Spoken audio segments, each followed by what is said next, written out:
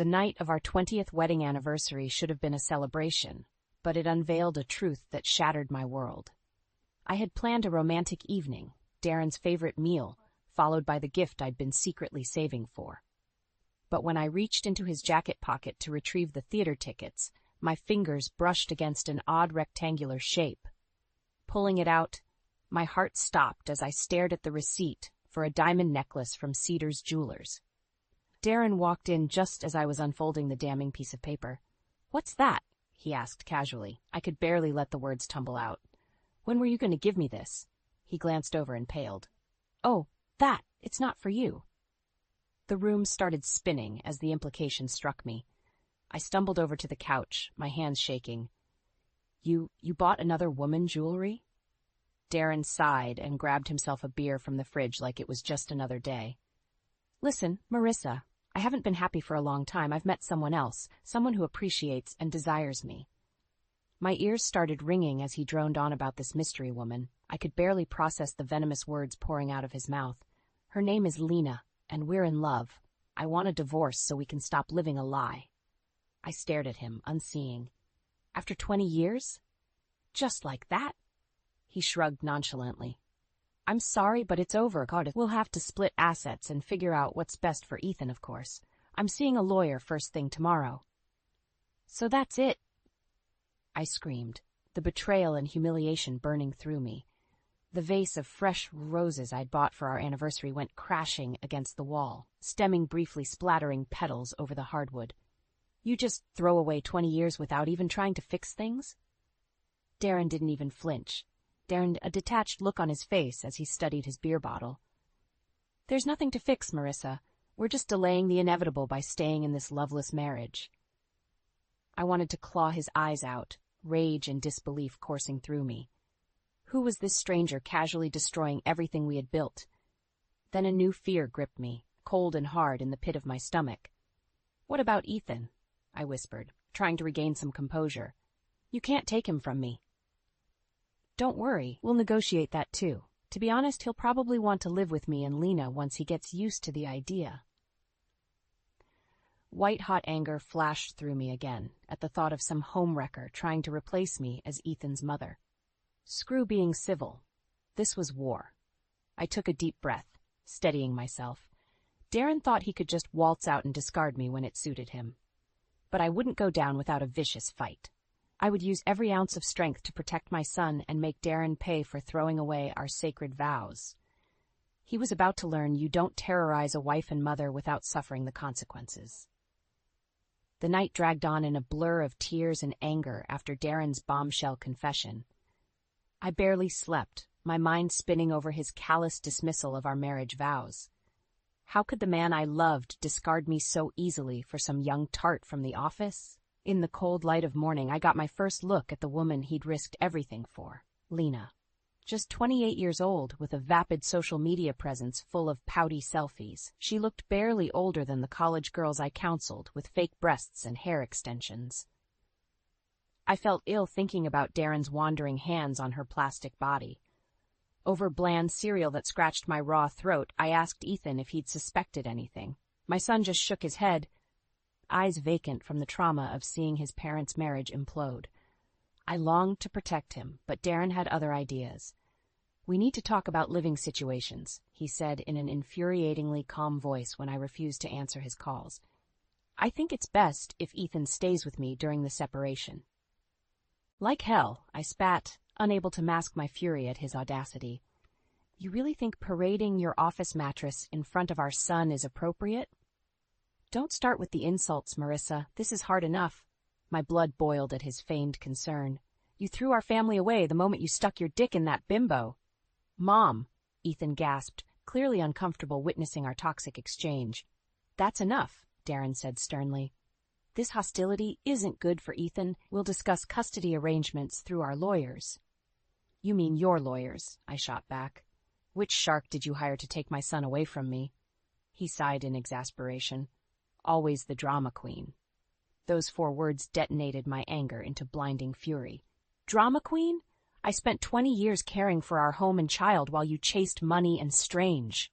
I hurled the closest object at hand, a ceramic chicken objet d'art that Darren's mother had gifted us.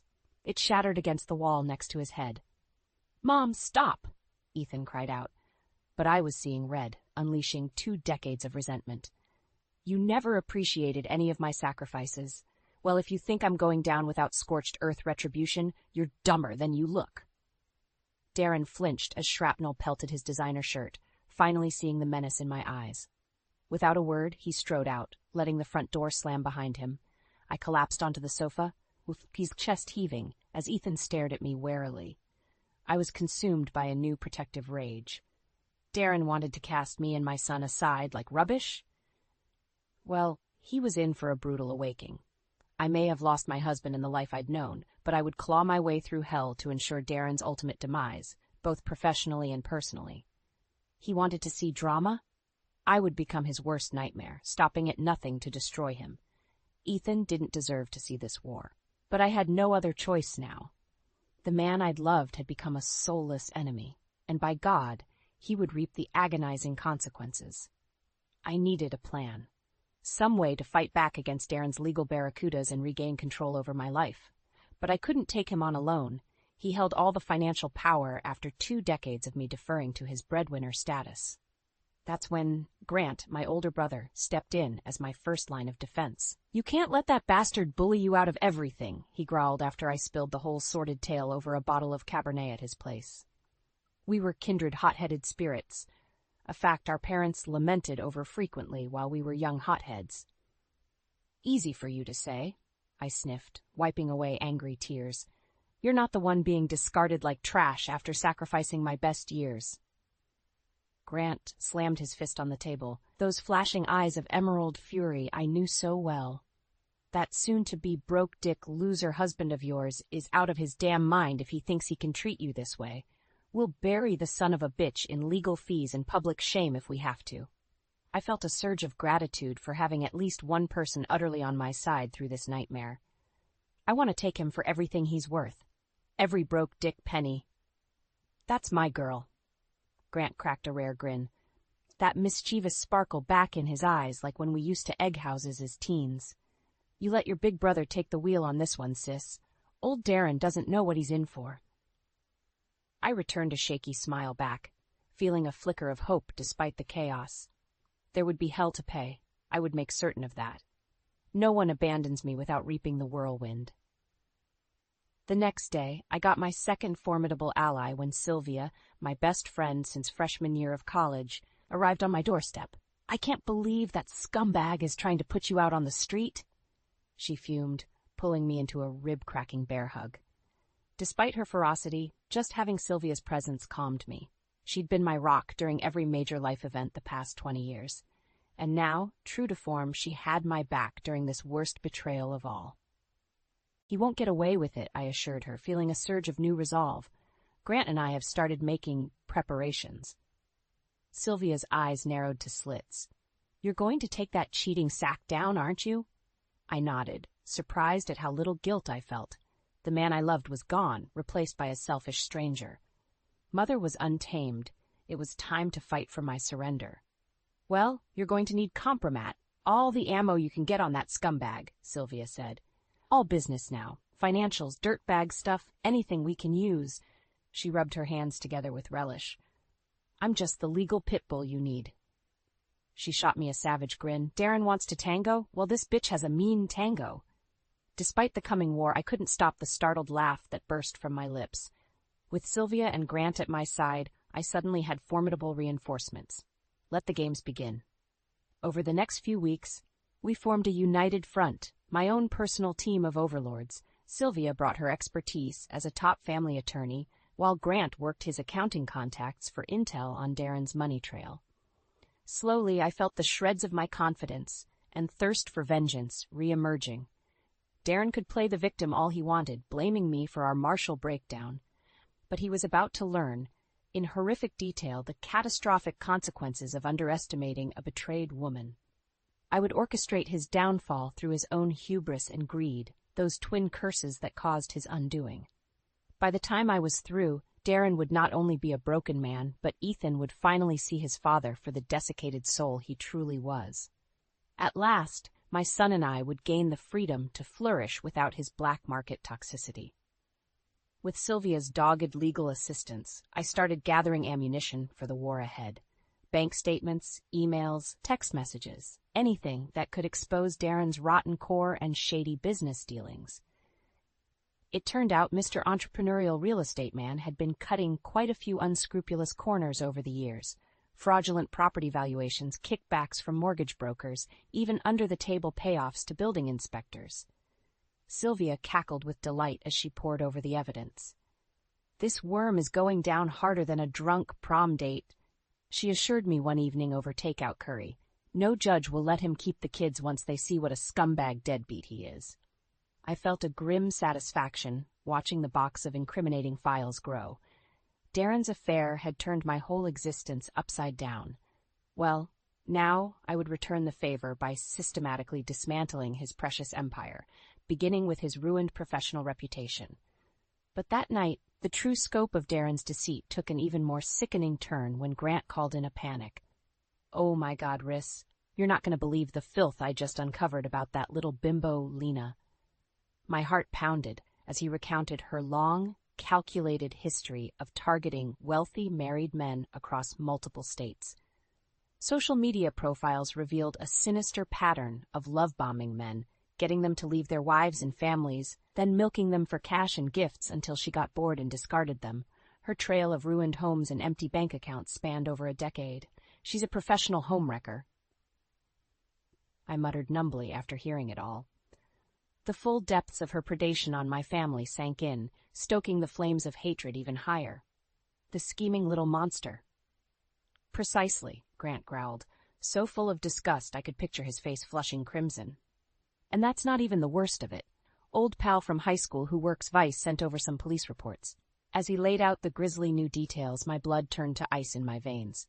Arrests for solicitation, allegations of theft, stalking, and drug charges. Lena was far more nefarious than some harmless gold-digging floozy. "Oh my God," I gasped once he finished, my head spinning. "How could Darren be taken in by her?" "That's what she does, Riss," Grant said grimly. "She preys on weak, desperate losers going through a midlife crisis. That snake had her sights set on the next big score." I was shaking with revulsion, picturing Lena sinking her claws into my unwitting husband. For all my anger at Darren, he didn't deserve to be manipulated and discarded by a sociopathic criminal. I felt bile rise in my throat. Nobody plays with my family without suffering the ultimate consequences. "We need to end this now," I said, a cold finality in my voice that surprised even me. "Darren has severely underestimated who he's dealing with." There was a low chuckle on the other end. "Never did like having to learn a lesson twice, did he?" I allowed the faintest hint of a grim smile, despite my fury. "No, he never was very bright when it came to reality checks." "Well then," Grant concluded darkly, "I'd say it's high time we issue the corrective before he ruins the rest of all our lives." For the rest of that night, exhaustion eluded me as my mind whirled with the new intelligence about Lena's true evil nature. Clearly, she represented a threat far more dangerous than just a passing midlife fling.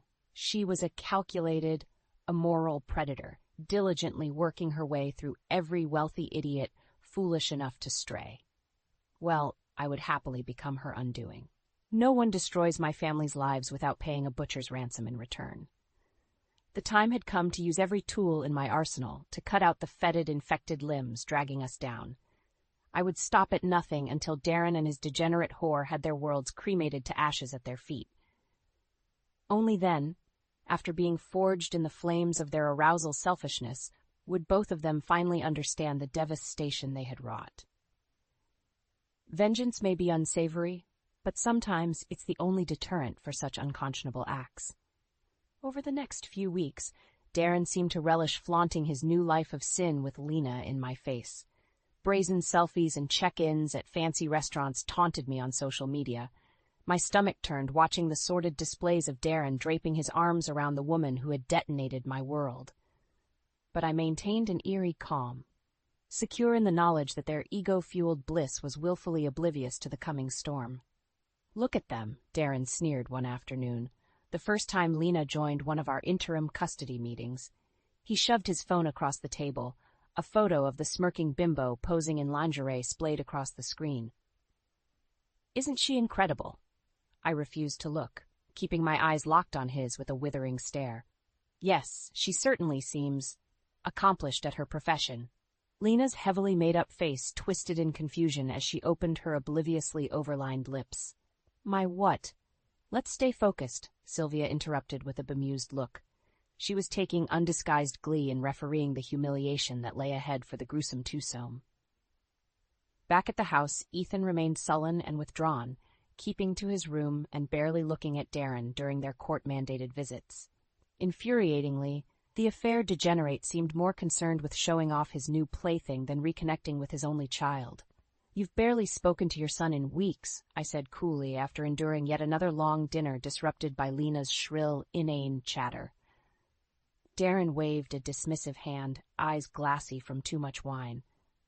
He's dealing with the divorce in his own way. You know teenagers? I know betrayed kids too, I said evenly, locking eyes with the hollow shells where his soul used to reside. At least with you out of the picture, mine can finally heal from the trauma of having such a wretched, absent father. Rage flickered across Darren's face then as he realized the depths of my disgust. You smug bitch. What gives you the right to shut me out? My lips curled into a sneer of pure contempt. Still playing the victim card? That ship has sailed, asshole. Time to face the consequences of your depraved choices. Is that a threat? Lena snarled, outraged that anyone dared defy her latest married meal ticket. A promise, I hissed back with undisguised loathing. You brazen hussies think you can just take whatever families and homes you want by opening your fish holes? Time to learn some manners. Mom, please, stop. Ethan's stricken voice cut through the venom, but I was too transfixed on administering consequences to the poisonous snakes infesting our lives. You're going to regret this disrespect, Darren said in a low, menacing tone that might have cowed me years ago. I'll take everything if you force me to. I let out a bark of laughter, unable to contain my derision. For weeks, I'd allowed their circus of depravity to play out, getting them overconfident and complacent. But now their sneering, self-entitled arrogance would seal their doom. By all means, take your best shot, I said with a shrug. Nothing would make me happier than legally eviscerating you both before burning the remains. Darren's eyes widened slightly, as if finally glimpsing the full extent of what he had unleashed. I didn't bother to hide my vindictive smirk. Let him marinate in dread. It was but a faint taste of the hell to come. Sylvia slid a folder of paperwork across the table then, still grinning. We've prepared a preliminary asset division agreement for your consideration. As the sniveling fools pawed through the legalese, my gaze drifted to Ethan. His young face was etched with misery and resignation that no child should have to bear. It cemented my resolve. Ridding our lives of Darren and Lena's toxic effects was non-negotiable. They could dismiss me as some deranged, overly dramatic shrew for now, but soon their overconfident arrogance would be shattered. Underestimating me, a mother pushed to the brink, would be the first in a catastrophic series of errors, and I would luxuriate in every anguished second of their undoing. With each passing week, Darren and Lena's arrogance reached offensive new heights. Public displays of affection and taunting posts filled their social media accounts, rubbing my face in their debauched bliss.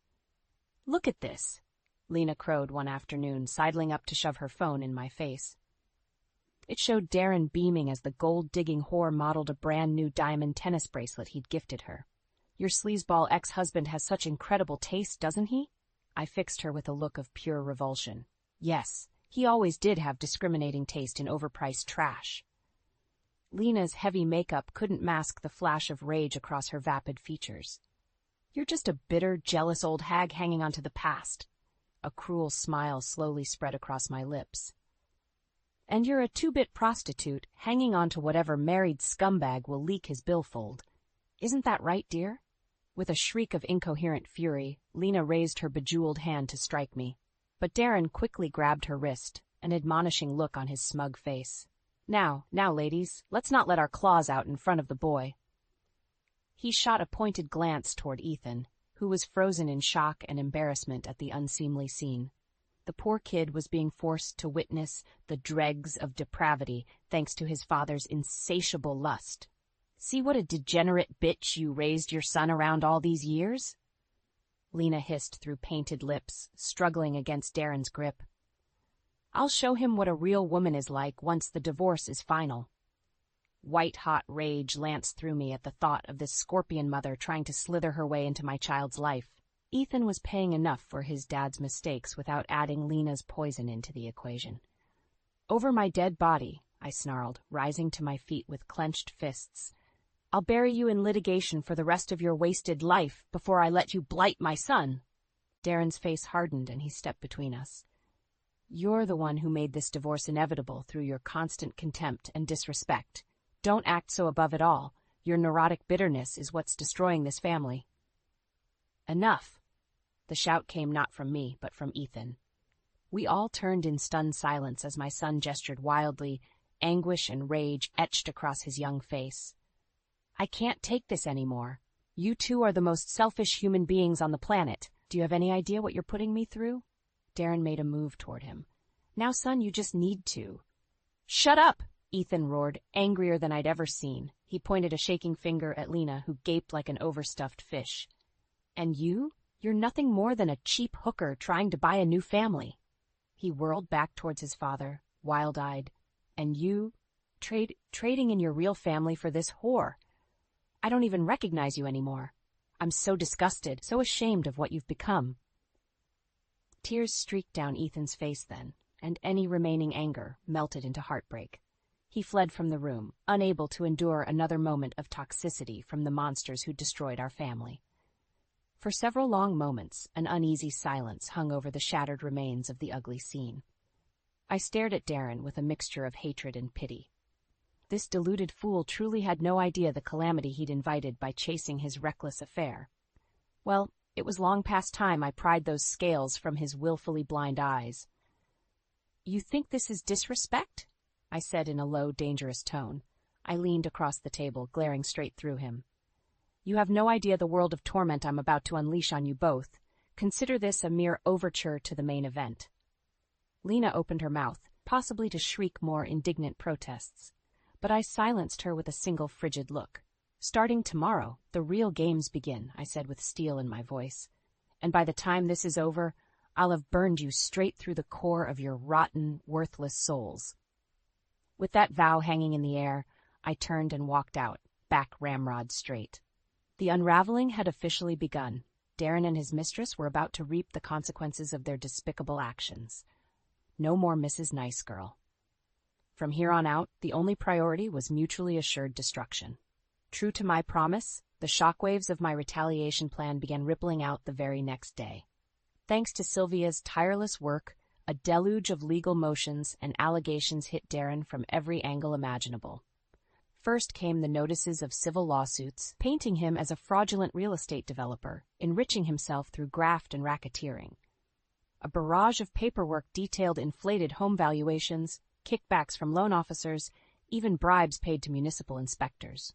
His shady business practices, once camouflaged behind legitimate transactions, were now laid bare in painstaking detail. Next, the criminal charges started trickling in. Money laundering, tax evasion, even allegations of investment fund misappropriation. Within a matter of days, what few legitimate business dealings Darren had were frozen as authorities began seizing assets and combing through financials. The once swaggering businessman who had so casually devastated my life was now scrambling just to keep his head above water as the ocean waves crashed over him. Of course, the vulture Lena was first to cut and run once Darren's looming legal catastrophe came into focus. One sunny afternoon, she was standing on my doorstep, raccoon eyes leaking mascara, designer luggage in tow. "You did this," she wailed, blotchy face contorted with anguish. "You crazy bitch destroyed everything." I blinked at her with mocking innocence. "I'm sorry. I don't follow. My husband abandoned me, so I took reasonable recourse to protect my financial interests, completely within my legal rights." "My rights," Lena raged, stamping her foot. "I have rights, too. All of Darren's money and assets are mine now. We were starting a new life." A cruel smile twisted my lips then. Ah, did the little gold digger's cash cow run dry? Too bad your talons couldn't sink in deep enough before we pried them out. With a scream of bilious fury, Lena hurled her oversized designer tote at me, spilling its contents across the doorstep in a jumbled mess. Then she spun on her studded heel and fled, weeping incoherently all the while.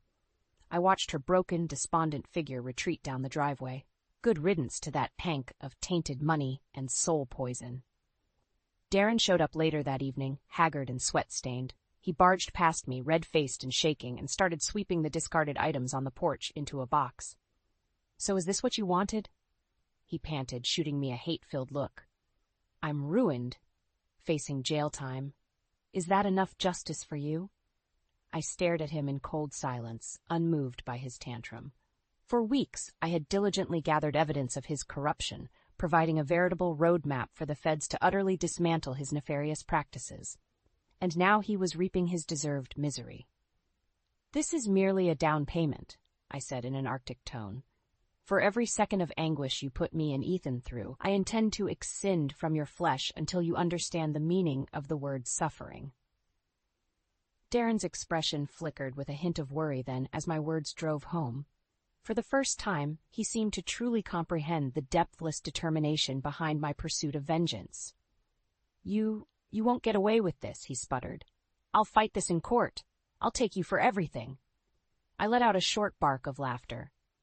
"Oh, Darren, you sweet deluded fool, this is merely the opening salvo of consequences for your unspeakable betrayal and immorality. The body blows are still yet to come." I took a threatening step closer, eyes blazing with fury. "The utter ruination of your body, spirit, and financial empire is now an inevitability, and once you are gasping among the cinders of your miserable existence, you may yet learn an iota of the devastation your actions have caused." Darren recoiled from me then like a scalded dog, the box of Lena's hastily abandoned belongings clutched to his chest like a shield. For the briefest of moments, a flash of terror crossed his face before the mask of indignant defiance slipped back into place. "You're insane," he managed weakly. "A spiteful monster." A cruel smile twisted my lips as I reached to slam the door in his face. "No, my dear, simply a harbinger of your well-deserved descent into hell." The clang of the door closing echoed through the foyer as I walked away without a second glance. The shockwaves were still radiating outward, dismantling every facet of Darren's wretched existence, piece by agonizing piece. And I would be front and center, savoring every shriek of torment, until his debt was paid in full. Only then would my own soul finally find peace. The weeks and months that followed were a legal grind, but the outcome was never in doubt. Not after I'd thoroughly dismantled every pillar of Darren's formerly comfortable existence. Arraignments, depositions, bankruptcy filings, I stalked the courthouses with grim determination, ensuring each chink in his armor was pried wider until he was left defenseless. Sylvia barely had to enter their room before judges and arbiters began sharpening their gavels for the kill. Through it all, the costly legal bombardment drained Darren's remaining assets down to husks. I watched with unconcealed delight as his expensive suits turned to rags and his prized sports cars were seized by the bank.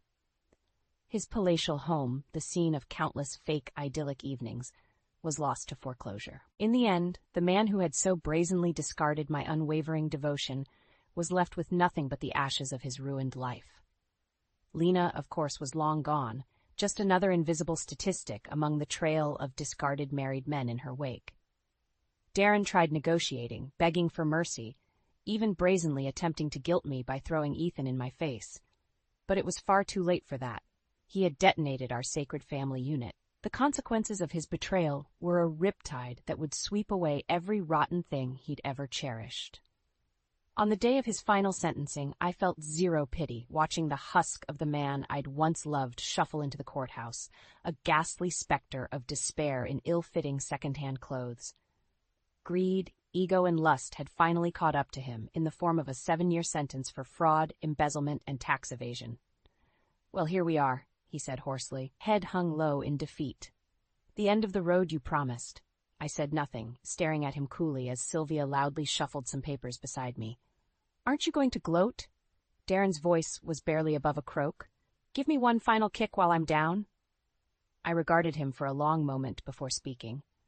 Gloating would imply I took pleasure in reducing you to this, I said calmly. The truth is, I feel nothing but revulsion at the depths of your depravity. A tremor passed across Darren's ruined face then. How could you ever let it come to this? We had 20 years of family. We had nothing. My voice was ice cold. You made the choice to sacrifice everything for selfish temporary desire and indulgence. You cast away 2 decades of my loyalty and commitment for what? A handful of mediocre orgasms and trinkets for that disposable whore? I jabbed a finger towards him, rage resurging for one final crest. You did this to yourself, Darren. My job was simply ensuring you understood the consequences of your depraved choices. Darren opened his mouth, perhaps to grovel or plead yet again. But a booming voice interrupted from the front of the courtroom. Darren Michael Landis, you've been found guilty by this court of 32 counts of fraud and financial misdealing, as well as tax evasion. The people hereby sentence you to 84 months imprisonment in the state correctional system, with additional financial restitutions and penalties to follow. This court is adjourned. The gavel cracked down like a thunderclap, sealing the end of Darren's miserable chapter. As bailiffs moved in to escort the handcuffed wretch of a man away, he turned towards me with sunken, wretched eyes. I hope, one day, you find peace. With that, he was removed through the towering oak doors, transported off to start his hard new life of imprisonment and misery. And although his words should have vindicated me, I felt nothing but hollowness inside. The man who vowed eternal love and family was forever buried. What was left was simply karma's receipt, the remorseless cost of his transgressions come due. I watched through the courtroom windows as the armored transport pulled away, Darren becoming just another inmate, number drowning in the atrophy of regret and shattered potential. It would be a long road of empty cells, indignity, and iron bars ahead. But that path was of his own making. My role had simply been the messenger of his consequences. I may have swung the final hammer, but he was the one who willfully triggered his own destruction from the start. And as I stepped out into the brisk air, ready to rejoin Ethan and return to rebuilding our new lives, I felt unburdened. There would be no more poison, manipulation, or moral bankruptcy dictated by Darren's black hole of selfishness. We were free now, and I would ensure we stayed that way for the rest of our days. I can't believe you would do this to me, Damien. At my father's funeral, of all places. My voice trembles with rage and disbelief as I confront my husband, his shirt hastily buttoned and lipstick smeared on his collar. Damien's eyes widen in surprise before narrowing with contempt. Don't be so dramatic, Raven.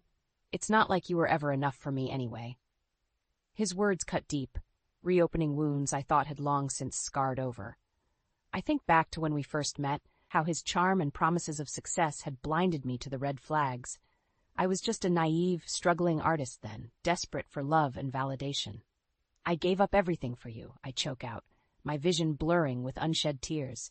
My art, my dreams, my self-respect, and for what? A loveless marriage and a lifetime of regret? Damien scoffs, his handsome face twisting into a sneer. You were always so pathetic, Raven, clinging to me like I was your last hope. Well, guess what? I never needed you. I only married you for your father's money and connections. The truth of his words hits me like a punch to the gut. I think of all the years I wasted trying to win his love and approval while he was busy building a life with someone else, someone younger, prettier, more talented. Who is she, Damien? The woman you were just fucking in the coat room? My voice is low and dangerous, barely recognizable to my own ears. He smirks, unashamed. Her name is Sasha. She's everything you're not, Raven. Young, passionate, with a real future in the art world, and she's pregnant with my child. I feel like I might be sick. The betrayal is too much, too raw. I think of my father, cold in his casket just feet away. He never approved of Damien, never thought he was good enough for me, and now with his last breath he was proven right. I want a divorce, I say firmly, my hands shaking as I reach for my phone. I'm done being your doormat, Damien. I'm done letting you destroy me. He laughs, cruel and mocking. You'll never be free of me, Raven. I own you body and soul. Without me, you're nothing. But as I press record on my phone, capturing his vicious words for all the world to hear, I feel a flicker of something long forgotten stir inside me. Something like hope, like defiance. You're wrong, Damien, I say calmly. my tears drying on my cheeks. I may have lost myself for a while, but I'm taking my life back, starting now. And with that, I turn and walk away, my head held high despite the curious stares and whispered gossip of the funeral guests. I don't know what the future holds, but one thing is certain. Raven Callaghan is done being shattered. It's time to pick up the pieces and create a new masterpiece from the ruins of my broken dreams. The sleek lines of Damien's penthouse mock me as I step inside, a cruel reminder of the gilded cage I now call home. The minimalist decor, once so chic and sophisticated, feels cold and sterile, like a museum display of my shattered dreams. "Raven, darling, you're back," Damien calls from the living room, his voice dripping with false affection. "How was the funeral?" I clench my fists, the memory of his betrayal still fresh and stinging. "Like you care," I mutter, kicking off my heels and padding into the room. He's sprawled on the leather sofa, a glass of scotch dangling from his fingertips. "Of course I care, sweetheart. Alistair was like a father to me." I snort, the irony almost too much to bear. "Really? Because last I checked, most people don't skip their father-in-law's funeral to screw their mistress in the coat room."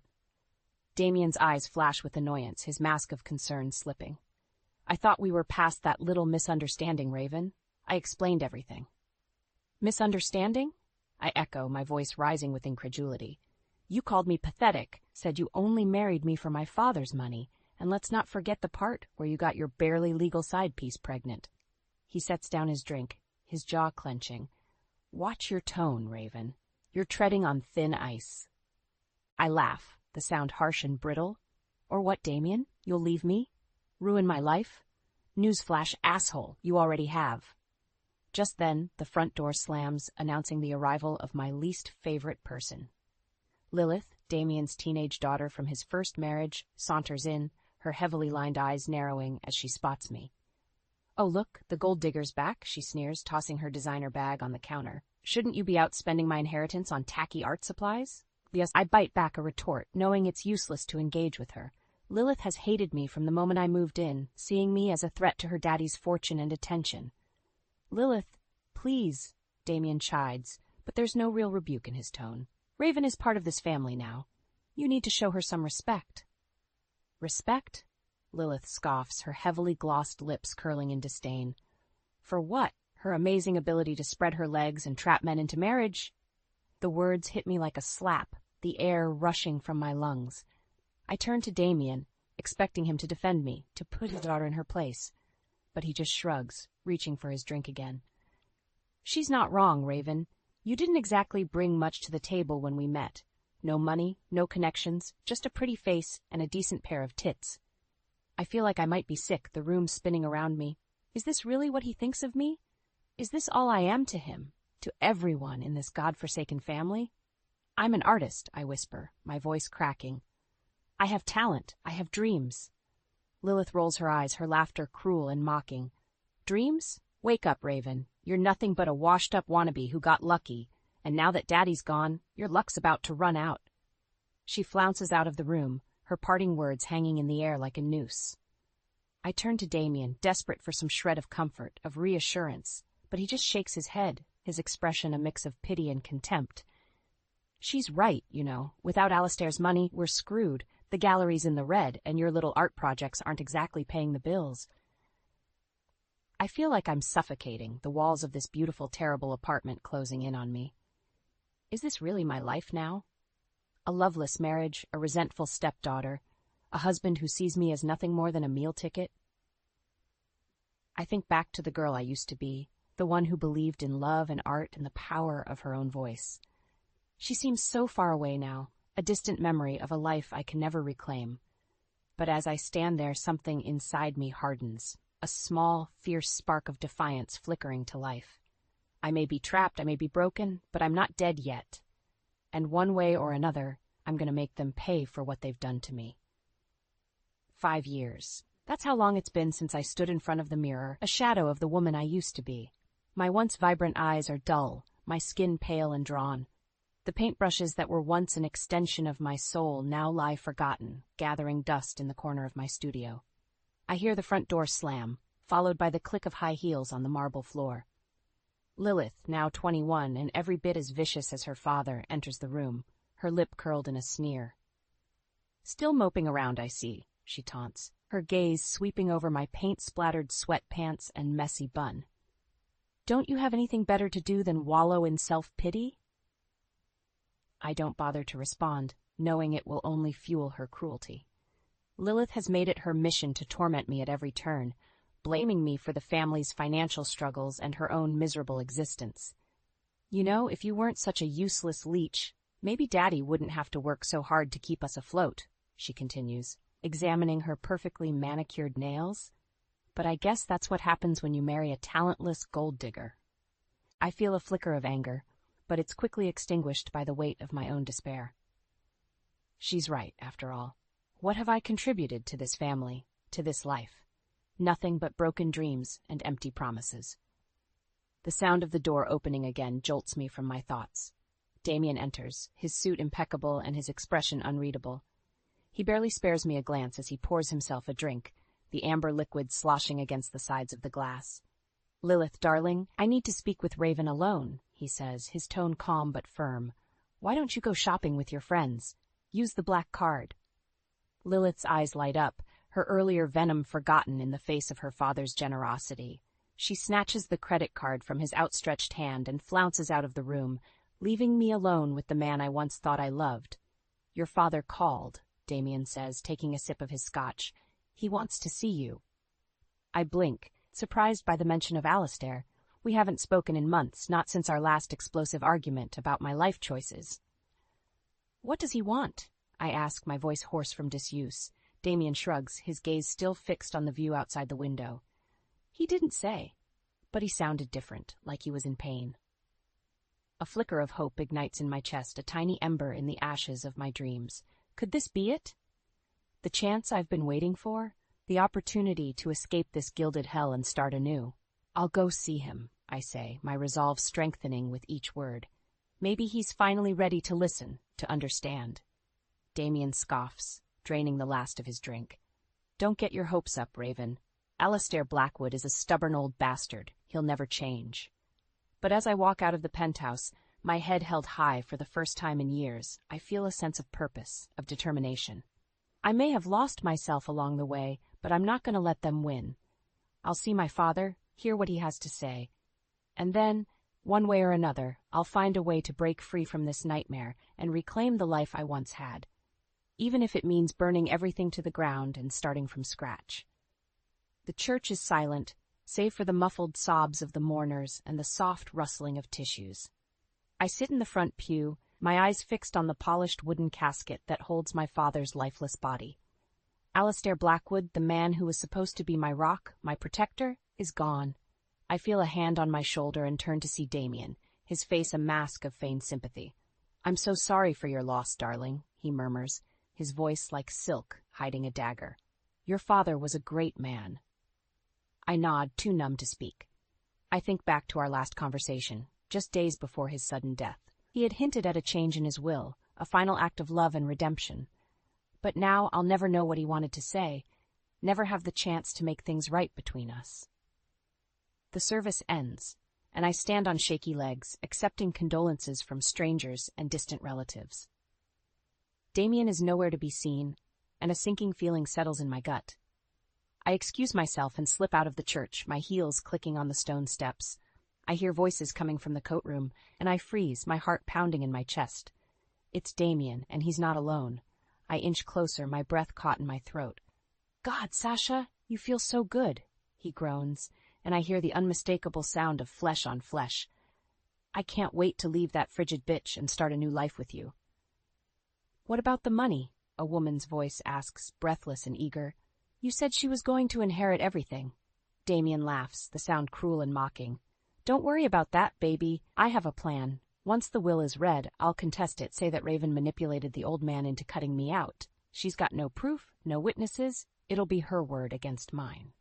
I feel like I might be sick, my stomach churning with rage and disgust. How could I have been so blind, so stupid? I trusted him, loved him, and all along he was plotting to use me and toss me aside. "And what about the kid?" Sasha asks, her voice tinged with worry. "You sure it's yours?" Of course it's mine, Damien scoffs. You think I'd let some other man touch what's mine? No, this is our ticket to the good life, Sasha, a new start, with Raven's money in my brains. We'll be unstoppable. I can't listen anymore, can't bear to hear another word of their sickening plan. I fumble for my phone, my hands shaking as I hit the record button. I need proof, need to expose Damien for the lying, cheating bastard he is. I step into the coat room, my head held high and my eyes blazing with fury. Well, well, well, I say, my voice dripping with venom. What do we have here? Damien and Sasha spring apart, their faces flushed and their clothing disheveled. Raven, I can explain, Damien stammers, his eyes wide with panic. Oh, I think you've explained quite enough, I snarl, holding up my phone. I heard everything, Damien, every disgusting, despicable word. Sasha blanches, her hand flying to her stomach. You recorded us? She whispers, her voice trembling. I nod, a cold smile spreading across my face. Every single second. And now, I'm going to make sure the whole world knows what a pathetic, conniving worm you really are, Damien Callaghan. I turn on my heel and storm out of the room, my heart pounding with a newfound sense of purpose. I may have lost my father, my marriage, and my self-respect, but I'll be damned if I let them take anything else from me. It's time to fight back, to take what's mine and burn the rest to the ground. And I won't stop until Damien and his little whore are nothing but ashes at my feet. The funeral guests stare at me in stunned silence as I march back into the church, my phone clutched in my hand like a smoking gun. Damien follows close behind, his face a mask of panic and fury. Raven, please, let's talk about this in private, he hisses, reaching for my arm. I yank away from his grasp, my eyes blazing with a fire I thought had long since been extinguished.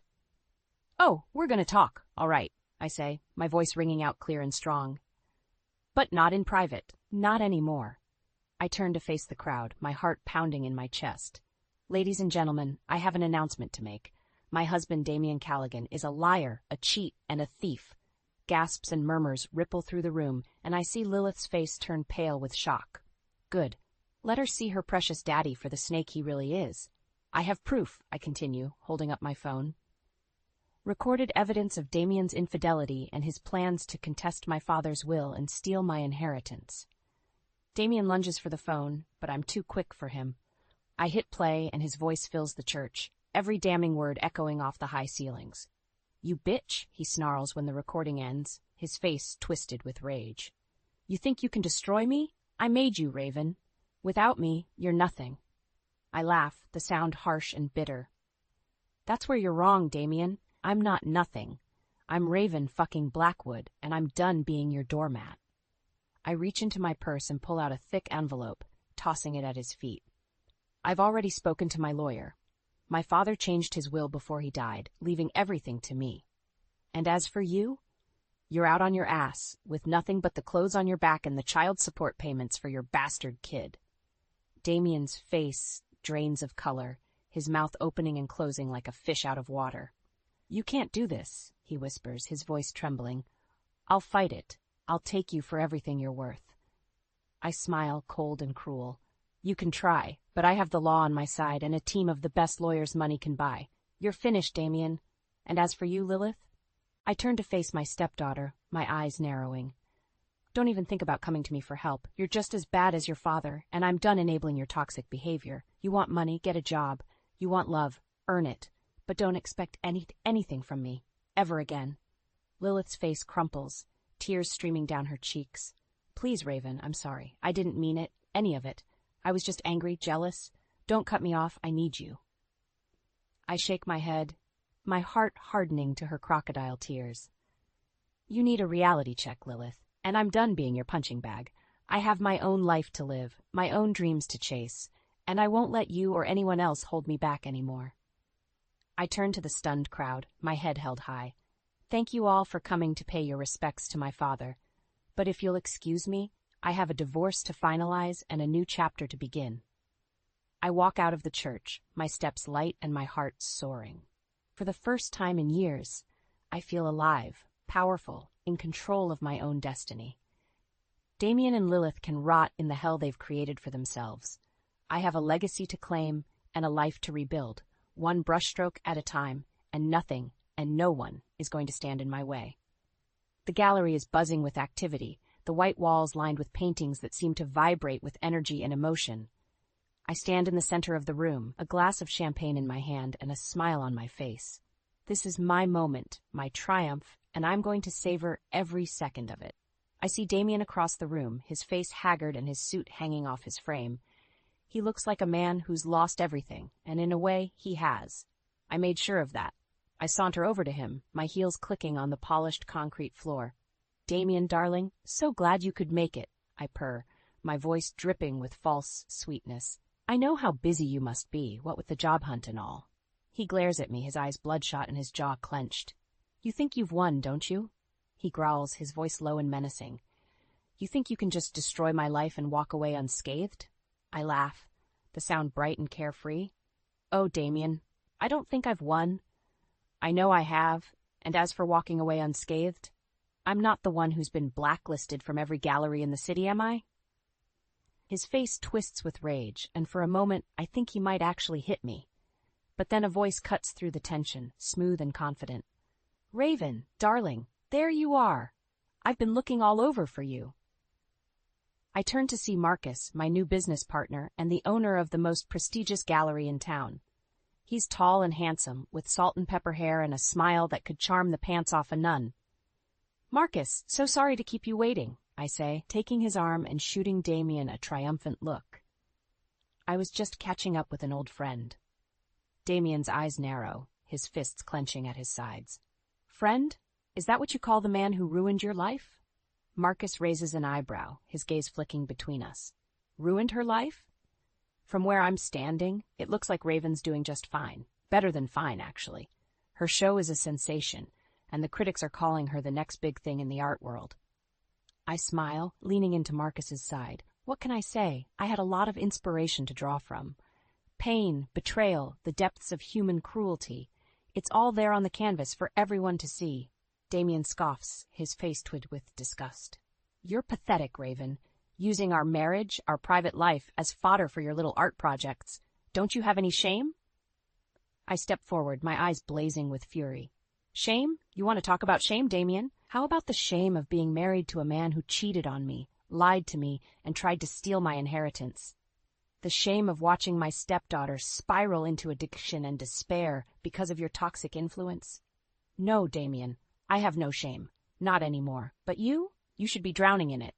He opens his mouth to retort, but I cut him off with a wave of my hand. "Save it. I'm done listening to your lies and excuses. I have a show to run and a life to live, and you have a one-way ticket to rock bottom. Enjoy the ride." I turn on my heel and walk away, Marcus at my side. I can feel Damien's eyes boring into my back, but I don't look back. I'm done looking back, done letting my past define me. I'm Raven Blackwood, artist, survivor, and queen of my own fucking destiny. And nothing, and no one, is going to stand in my way. As we mingle with the other guests, I catch sight of Lilith, her face gaunt and her eyes hollow. She's talking to a man in a cheap suit, and I can tell by the way she's fidgeting that she's jonesing for a fix. Part of me wants to go to her, to offer her help and support. But I know that's not what she needs. Not really.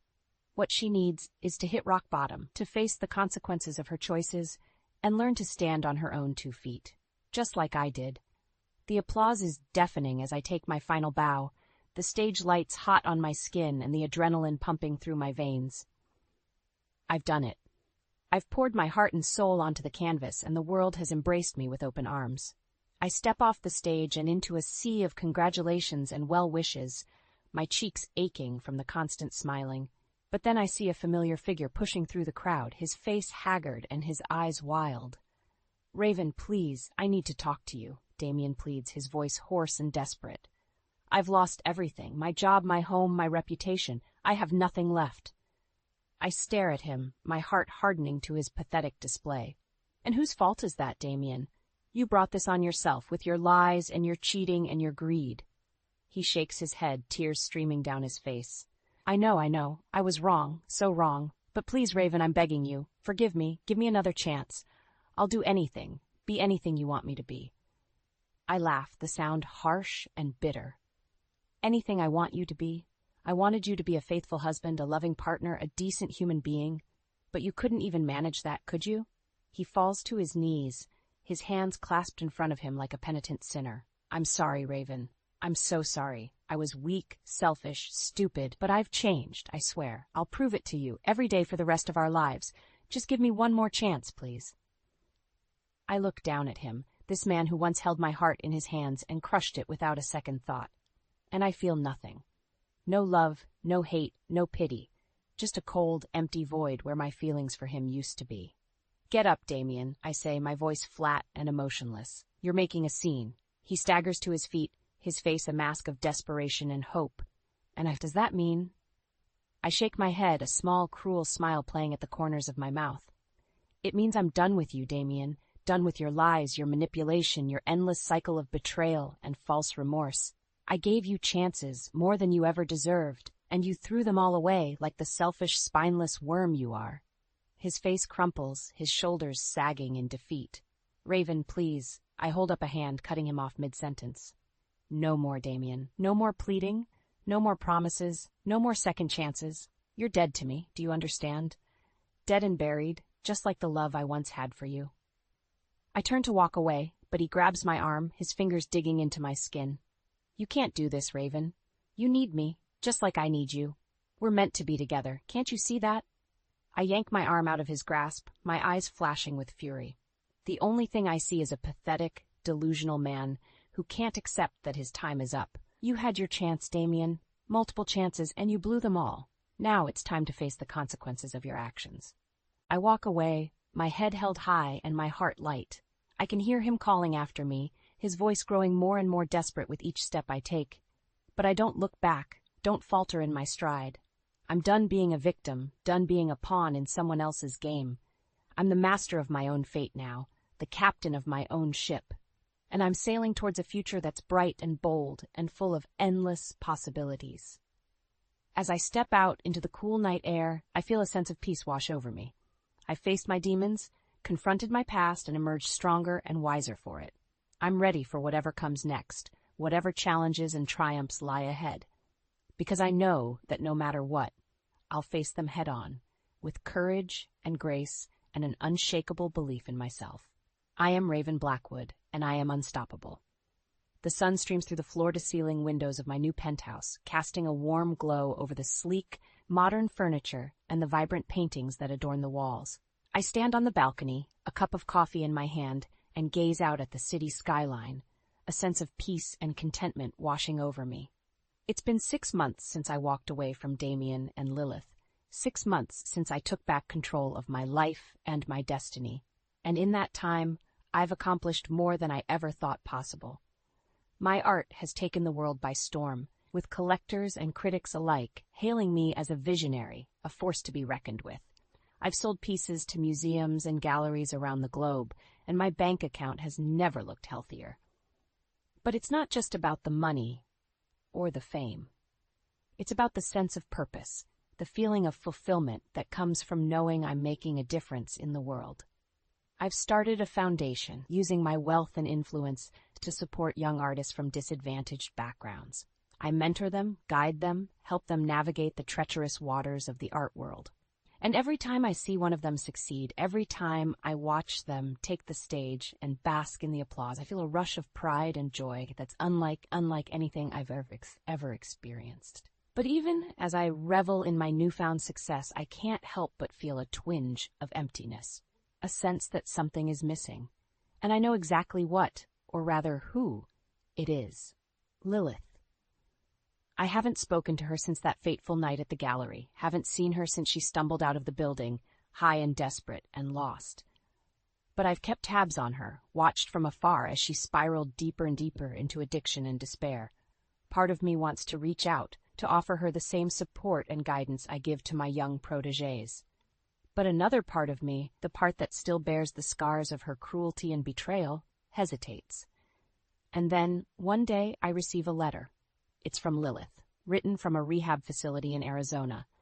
She tells me she's sorry, that she's been working on herself, trying to make amends for all the pain she's caused. She asks for my forgiveness, my help in rebuilding her life.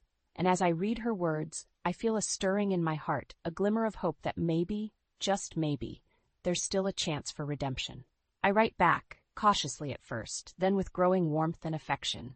We exchange letters, then phone calls, then visits. And slowly but surely I watch as Lilith transforms before my eyes, shedding the layers of anger and bitterness and emerging as a new woman, strong and resilient and full of promise. Together we work to build a new life for her, one based on honesty and trust and mutual respect. I help her find a job, a place to live, a network of supportive friends and mentors. And as I watch her flourish, I feel a sense of pride and accomplishment that rivals even my greatest artistic triumphs. But even as Lilith and I mend our broken relationship, I know that there's one loose end left to tie up. One final piece of the puzzle that needs to fall into place. Damien. I've avoided him for months, refusing his calls and emails and desperate pleas for forgiveness. But I know that I can't run forever, can't hide from the truth of what he did and who he is, and so I agree to meet with him, one last time. We sit across from each other in a quiet coffee shop, two strangers who once shared a life and a love. He looks older, thinner, his eyes haunted by the weight of his mistakes. And as he speaks, as he pours out his heart and his soul, I feel a flicker of something that might be pity, might be understanding, but I also feel a sense of closure, a sense that this chapter of my life is finally coming to an end. And as I walk away from him, as I step out into the bright, bustling streets of the city, I know that I'm ready for whatever comes next. Because I am Raven Blackwood, artist, survivor, and master of my own destiny, and nothing and no one can ever take that away from me. I cut off my parents 6 months ago after a blow-up over Golden Child, bro. But they responded in the worst way possible, but I got my revenge. I've always been the type of guy who wanted to build something from scratch. My own empire, sort of speak. Real estate had been good to me, sure, but after grinding day in and day out, showing houses and closing deals, I realized I was ready for something bigger. Something that was all mine. So, about 6 months ago, I made the choice to quit my job and dive headfirst into the entrepreneurial life. No more showing up in suits and smiling at clients all day. It was time to be my own boss. I remember sitting on the edge of my bed the night before I handed in my resignation. I was scrolling through my phone, looking at motivational quotes, trying to pump myself up for the big move. It wasn't just cold feet. It was more like stepping off a ledge hoping I had a parachute strapped on. But I needed this change. The thrill of starting my own business had been eating away at me, and I knew if I didn't make the move now, I'd probably never do it. The morning I quit, my boss didn't take it too well. He thought I was making a huge mistake, throwing away a lucrative career for some pipe dream. But it's not like I hadn't thought this through. I had been saving up for this moment. Every commission I earned over the last few years had been meticulously tucked away, preparing for the day I'd step out on my own. After quitting, I set up a little office right in my living room. Nothing fancy, just a desk, my laptop, and piles of research. I spent days and nights mapping out my business plan. From potential clients to market strategies, I laid everything out. I was going to start a property development firm. Unlike just selling properties, I wanted to create them, turn visions into reality, Realizing I'd need a bit more than just enthusiasm and savings to kick things off, I thought about bringing in some heavy hitters, my parents. My dad has been running a car dealership with his brother for the better part of 30 years, and my mom handles all their accounts. Their experience in managing a successful business could be the backbone I needed. Plus, having them on board meant more than just financial support.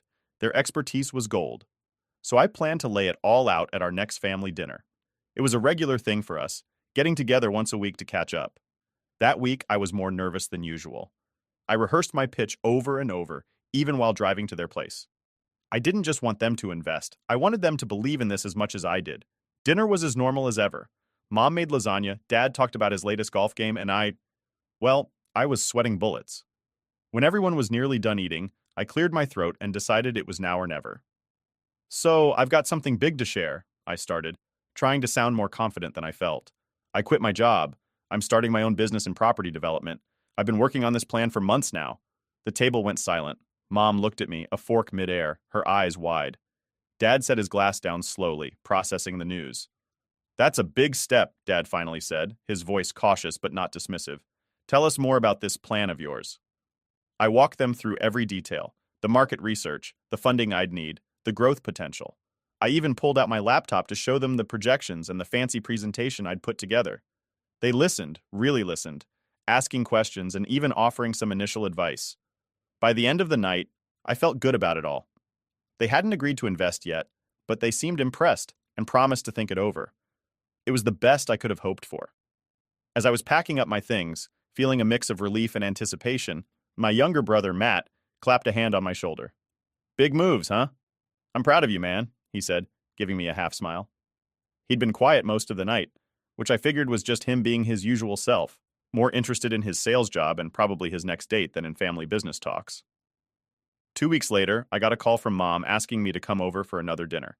Just a casual invitation, or so I thought.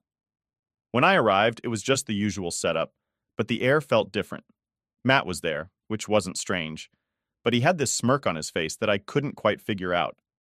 Halfway through dinner, he dropped his own bombshell, metaphorically speaking. "I've been thinking a lot since our last dinner," he began, all eyes suddenly on him. "And I decided I'm going to start my own business too." I choked on my water. "What?" I managed to cough out. "Yeah, real estate business. Figured it's about time I took a shot at it too. You really inspired me, man," he said, looking straight at me. His announcement felt like a sucker punch to the gut. I was stunned. Not just by his decision, but by the timing. It felt too coincidental, like stepping into some weird competitive reality show without signing up for it. Our parents were quick to react, smiling and congratulating him. "That's wonderful, Matt," Mom exclaimed, always the encourager. I tried to muster up a smile, but it felt plastered on. The rest of the evening was a blur of Matt talking about his plans, which sounded eerily similar to mine, except it was clear he hadn't thought them through as I had. Matt's announcement hung over me like a dark cloud as I drove back home from our parents' house that night. The more I thought about it, the more it gnawed at me. It wasn't just the shock of him diving into real estate, a field he'd never shown any interest in before, but the timing of it all. It felt like he saw the attention I got from our parents and decided he wanted in, no matter the cost. I tried to brush it off, keep my focus on what I needed to do. After all, I had a business to build, and dwelling on Matt's sudden interest in real estate wasn't going to help me get investors or clients. But it was easier said than done. The idea that he might be trying to compete with me, or worse, outshine me, kept playing on repeat in my mind. I needed to talk to someone about it, so I called up my best friend Joe, who had known me and Matt since we were kids. "Hey man, you got a minute?" I asked as soon as he picked up the phone. "For you? Always. What's up?" Joe's voice was calm, a good sign that he was probably just chilling at home.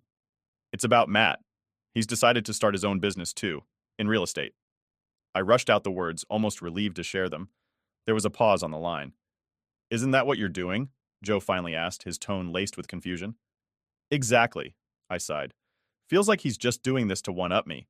I mean, he's never even talked about real estate before this." Joe was quiet for a moment, probably thinking it over. "Do you think your parents will back him instead of you now?" he asked, hitting right at the heart of my worries. "I don't know, man. They seemed really pumped about his idea at dinner. It's like they were waiting for him to show interest in something like this. That sucks. But hey, you've been planning your business for months. You've got a solid plan and actual experience in the field. Don't let this throw you off." His words were meant to be encouraging, but they did little to ease the knot in my stomach. We talked a bit more, mostly Joe trying to cheer me up, but by the time we hung up, I felt only slightly better. The truth was, I had no idea how to handle this new twist in my already complicated family dynamics. Over the next few weeks, I threw myself into my work, trying to distract myself from the looming threat of Matt's new business venture. I spent hours tweaking my business plan, reaching out to potential clients, and even scouting locations for potential development projects. I was determined to prove to my parents, or maybe to myself, that I could make this work with or without their help. Meanwhile, Matt seemed to be moving full steam ahead with his own plans. I heard snippets from our mom whenever we talked on the phone, though I tried to steer the conversation away from business as much as possible. "He's really excited about it," Mom would say, her voice bright and full of pride. "He's been talking to some of your dad's business friends, getting advice, and making connections." Each update felt like a punch in the gut. It was clear Matt was using every resource our parents had, something I had hoped to do, but now felt increasingly awkward about asking for. The unfairness of it all kept me up at night, the frustration simmering just below the surface. One evening, as I was going over some legal documents for my business, I got a text from Matt out of the blue. It was casual, almost too casual, considering the circumstances. "Hey, just wanted to check in and see how your stuff is going. Maybe we can grab a beer sometime, talk shop," the text read. I stared at the screen for a long time, unsure how to respond. Part of me wanted to ignore it, still hurt by what I perceived as his betrayal. But another part, a smaller, quieter part, wondered if maybe I was misreading the situation. Maybe he was just trying to make his own way, and it wasn't about competing with me at all. With a heavy sigh, I typed out a reply. Sure, let's meet up this weekend. The meetup was awkward at first. We chose a local bar, neutral ground, and sat at a corner table with a couple of beers. Matt seemed genuinely happy to see me, clapping me on the back and grinning as he sat down. So, how's the real estate mogul life treating you? I asked, keeping my tone light. He chuckled, shrugging a little. It's a lot to learn, man. But I'm getting there. What about you? Everything on track? We talked business for a while, skirting around the tension that lay between us. It was clear he was enthusiastic about his new path, his eyes lighting up as he talked about potential projects and what he'd learned so far. It's crazy, you know? I never thought I'd be into this kind of thing, but after hearing you talk about it, I couldn't stop thinking about it, Matt said at one point, his tone earnest. I nodded, sipping my beer. Yeah, it's a lot of work, but it's rewarding. As the evening wore on, the initial stiffness between us eased a bit. It wasn't like old times, not really, but it was a start. By the time we said goodbye, I felt a mixture of relief and confusion. At another dinner a couple of weeks after my brother's announcement, my parents told me that they would only be able to invest in one of us, and if they had to pick someone to bet on, then it would be my brother. Funnily enough, they told me that he also wanted to start working in the real estate business like I was, even though he had no knowledge about that field and had never expressed any interest in learning about it prior to my announcement about wanting to start my own business. I was very upset when my parents told me that they wouldn't be investing in my business and would rather place their bets on my brother instead. I didn't say anything to them for a while and was just trying to process the bad news. When my brother decided that he was going to try and console me, but it just turned out to be pretty condescending. He told me that I didn't need to worry, and that if I wanted to, then I could join him, even though it wouldn't be an equal partnership. He just wanted me to have something at the very least. I thought that was a horrible thing to say to me, especially at a moment when I was trying to come to terms with the fact that my parents favored my brother over me. I had always known that deep down, but it just hurt to realize it all over again, and to get to know that what I believed was true. After what my brother said, I lost my cool and got into a really nasty fight with him where I accused him of trying to steal my ideas because he had none of his own. I called him a copycat and told him to get a personality that didn't revolve around me. I brought up a couple of incidents from the past when we were in school where he would just constantly try to do everything that I did and try to beat me at my own game or whatever, but would consistently fail. And I told him that that's what would happen to him this time as well, so he needed to be prepared for it.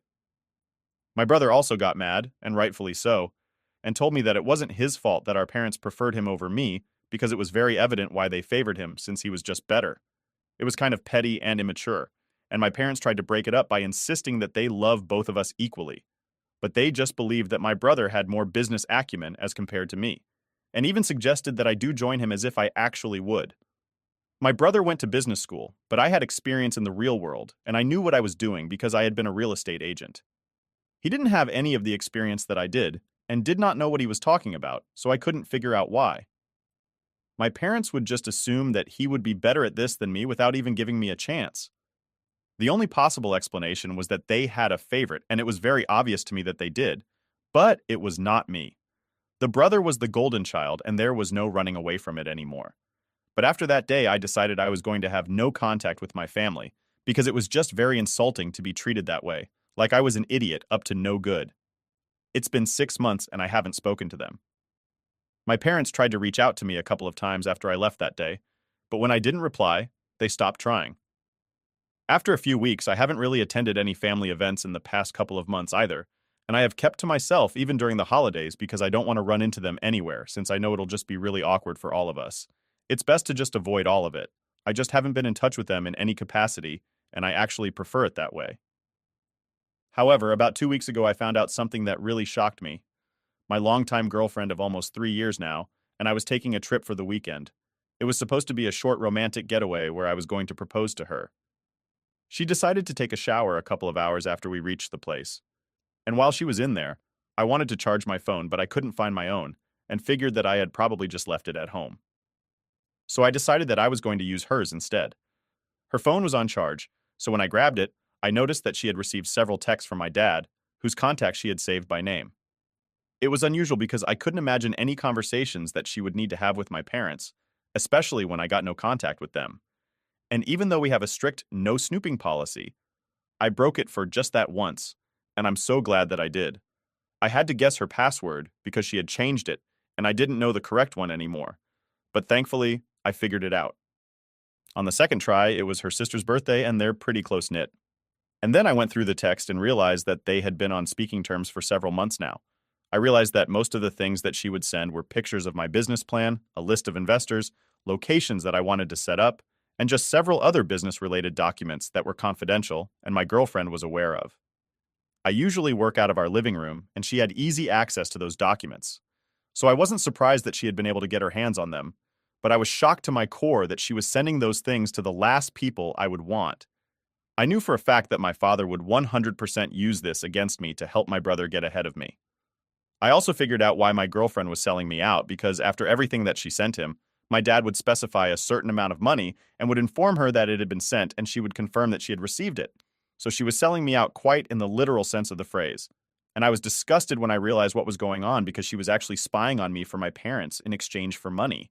And it wasn't just pictures of documents and paperwork that was integral to the business that I was setting up, but she would also tell him other things about me. Like who? From the family I met with, what I told my relatives about them.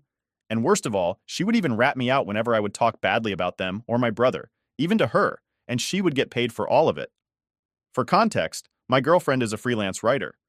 She used to have a stable job, but she quit and decided to strike out on her own a couple of months after we started dating because I had told her that I would support her until she was able to support herself. And that hadn't happened yet. So I was still covering rent for her as she lived with me. I couldn't understand why she needed the money so desperately that she was willing to sell me out and sabotage our relationship. I never asked her to contribute to any expenses, and just wordlessly kept working and paying for everything, while she tried to save whatever little she earned herself. And I had never made her feel bad about it. She didn't even borrow money from me for her personal expenses, which was great. But that's just about how independent she was. And I would say that I had a huge role to play in her having a home and food to eat every day. I'm not even bragging about it, it's just a fact. So her going out of her way to screw me over for some extra cash was pretty much insane and straight out of a badly made film or something. I was extremely disturbed when I saw that. And within a split second, I made up my mind that I was going to leave that very instant. I hadn't unpacked any of my bags yet, so I grabbed all my stuff and made my way to the parking lot of the hotel as quickly as I could. And once everything was in the car, I started driving back home. I didn't stop for a break or check my phone until I had put considerable distance between me and the hotel. And finally, after almost 2 hours of driving, I stopped at a gas station because I was feeling nauseated and needed a can of soda. It was then that I finally checked my phone, and I had about 10 missed calls and way too many texts from my girlfriend.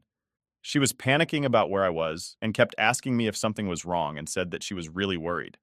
She even said that she didn't know what was wrong. But if I was going through something, then I needed to just come back and talk to her and we could sort it all out. So I guess that she hadn't realized that I knew about her spying on me for my parents. I didn't know what to say to her, so I decided to just stop everything, take a break, and think about everything for a while. I was horrified by the fact that my girlfriend of so many years had been spying on me for my parents, and I was feeling everything all at once: betrayed, hurt, angry, and sad. But then I got to thinking and decided I was not going to let these people get the better of me and run away. I was going to make life hell for them. So I turned back around and started driving back towards the hotel, because I had a plan in mind when I returned to the hotel room. She seemed genuinely happy to see me, but I knew the truth now and had to do my best to pretend that everything was normal. I was repulsed by her, but I still acted as though I was fine, and told her that the reason that I had been gone for so long without an explanation was because I was planning something for her, and I just freaked out for a bit in the middle of it. So I had to take some time out and calm down. She seemed confused until I went down on one knee and told her that I wasn't freaked out anymore, and that it was the thought of spending the rest of my life with her that really helped me make sense of things. And now I knew that I was doing the right thing. She was really happy and accepted instantly, which just makes me think about how it's so insane that while she was stabbing me in the back all along, she was still more than happy to get married to me. After that, I told her that I wanted to reconnect with my parents, to share this news with them, since I'd had enough of our feud. I told her that I didn't want to get married without my family present, and so I thought that it was in all our best interest to just bury the hatchet just to see how she would react to it. She seemed a little put off by what I said, but recovered within seconds, and told me that she believed that it was a great idea and encouraged me to make amends with them as soon as I could. So I texted them right after we got engaged while she spoke to her family and told them about us. They didn't reply for a day, but on the next day of our getaway, I received a text from my father saying that he was happy that I had chosen to apologize to them and make things right and that they would love to be a part of my life once again. Once that was done, I started making arrangements for the engagement party right away. I told my girlfriend that I would plan it all myself because I wanted it to be a surprise for her to make sure that she didn't get in the way of anything. One of my friends is an event planner, and I got him involved. I hosted the party at my house and invited everybody that my girlfriend and I knew, including her family and her friends. It was a lot of hard work, but I managed to keep everything a secret from her until the very last moment. And I definitely did take her and my family by surprise. On the day of the party, once all our guests had arrived, I decided to make a speech and toast to our relationship. I thanked her and my family for everything that they did for me at first. And then I went on to the big reveal and told everybody that I knew what they had been up to for the last couple of months, and I made sure to make the speech as humiliating as possible. I called my girlfriend a sellout, and I called my parents even worse names, but I had the best insults reserved for my brother, who I believed was the root cause of all of this. And I told him that even though he had access to all my business ideas, now it was just kind of sad because not even his own parents had any faith in him. And in spite of being the golden child, it really got him nowhere since he still had to rely on me to become successful. All of them were pathetic, and I wanted to make sure that everybody in our lives was aware of it now. The party took place a week after I found out about my girlfriend's little arrangement with my family, so I had sufficient time to set everything up and also obtained screenshots of my girlfriend's text conversations with my father from her phone, which was easy now that I knew her password, and I just had to sneak into her phone while she was asleep and then delete all the proof. I had booklets made out of those screenshots that I have collected and had them distributed out to each guest individually. After the speech, just to prove how spineless and psychotic everybody involved in this was, all our guests were stunned, but nobody was more shocked than my family and my girlfriend. She actually left the room crying and refused to come out until everyone was gone. Everybody pretty much cleared out after the distribution of the booklets, but my family stayed and tried to fight me. I wasn't having any of it, and I told them that if they didn't clear the premises, I would call the cops, and then this would turn ugly and whatever was necessary, so it would be better for them if they left. And then they went away. They were probably afraid that if this turned even uglier, then it would be hard to save face among their relatives who had heard everything. And this definitely would become the talk of the town in the next couple of days. So they didn't want any more trouble. I didn't hear from my parents after that, but I did have to talk to my girlfriend that very night. She did leave after the party and has moved back in with her parents, but not before she tore into me that night and told me that I was a horrible human being for putting her through that. She told me that the only reason she was doing that was because she needed the money to fund her little sister's education, since she was about to start med school a couple of months after she graduated. Her sister's still in high school, so that checked out. But I asked her why didn't she just ask for the money from me, and she told me that she was too proud to do it. And when my father offered to give her money in exchange for information on my business and other dealings, she didn't think it through and just accepted it. Apparently, my father had told her that he wanted to know about this because he wanted to help me with the business. But since I wouldn't speak to him, he had no other way and had to resort to these tactics. It didn't even occur to her that he might be using all that information to help my brother instead, even though she knew about the problems that we had been having, and admitted that she had been very stupid not to think this through. But then she turned it around and told me that while what she had done was horrible, what I did was nothing short of psychotic either. She finally figured out that I had known about what she was up to right from the day of our proposal itself. And she told me that I should have just broken up with her that day instead of coming back after driving away just to screw with her and my parents and humiliate them in front of so many people. It was already a given that we were no longer going to be together anymore. But before she left, she told me that she was glad that I'd shown her my true colors because she was about to tell my father that she couldn't spy on me for them anymore and that she was going to call it off after our engagement. And that was the last conversation that we had before she left. Since the night of our engagement party, I haven't spoken to anybody and haven't done anything apart from just going to work and coming back home. I thought that the party and humiliating them would make me feel better about everything, but it really doesn't. And I feel like she did have a point about me coming off worse in this scenario, because what I did was actually pretty psychotic, and I feel bad about it. So, am I the a-hole for throwing my girlfriend the party just to humiliate her? Update 1. Hey guys. So this is going to be a short update, but it's been 2 weeks since my ex and I broke up, and today she came back to grab a couple of things that she had left behind. We didn't talk to each other at all, and the whole time she just pretended that I wasn't even there, which was hurtful. But it was well deserved. She did something incredibly insane and gave me trust issues for life, and I humiliated her in front of all her friends and her parents. So I guess it's fine now because we can just call it even. It's still going to hurt for a while, but I don't think I can do anything to help it now. I don't owe her an apology, that's for sure. So, thank you for all the help and advice, you guys. I guess it worked because at least I feel better about myself now and about my parents. They still haven't talked to me, and I feel like it's for the best.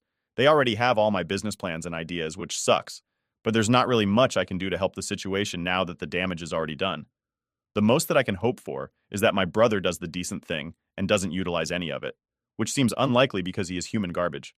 And also, after the way I humiliated him at my party, I don't think he's going to want to hold back. So things are looking pretty bleak for me right now, on the business front at least. But I hope that I get through it somehow. Update 2. Hi everybody! It's been almost a month since the last update, and I finally embarked on a new business journey today. I know it takes time to set up a new business, but I'm already really excited to finally work and do something that I really enjoy. All the planning and hours that I put into this has finally become fruitful and come to something. And this also means that I have something to take my mind off of my ex. I know that she did me dirty, but that doesn't mean I can't still miss her and the good times that we had. I'm in therapy right now, and I'm trying to work through all the trauma and just process my feelings about everything in general.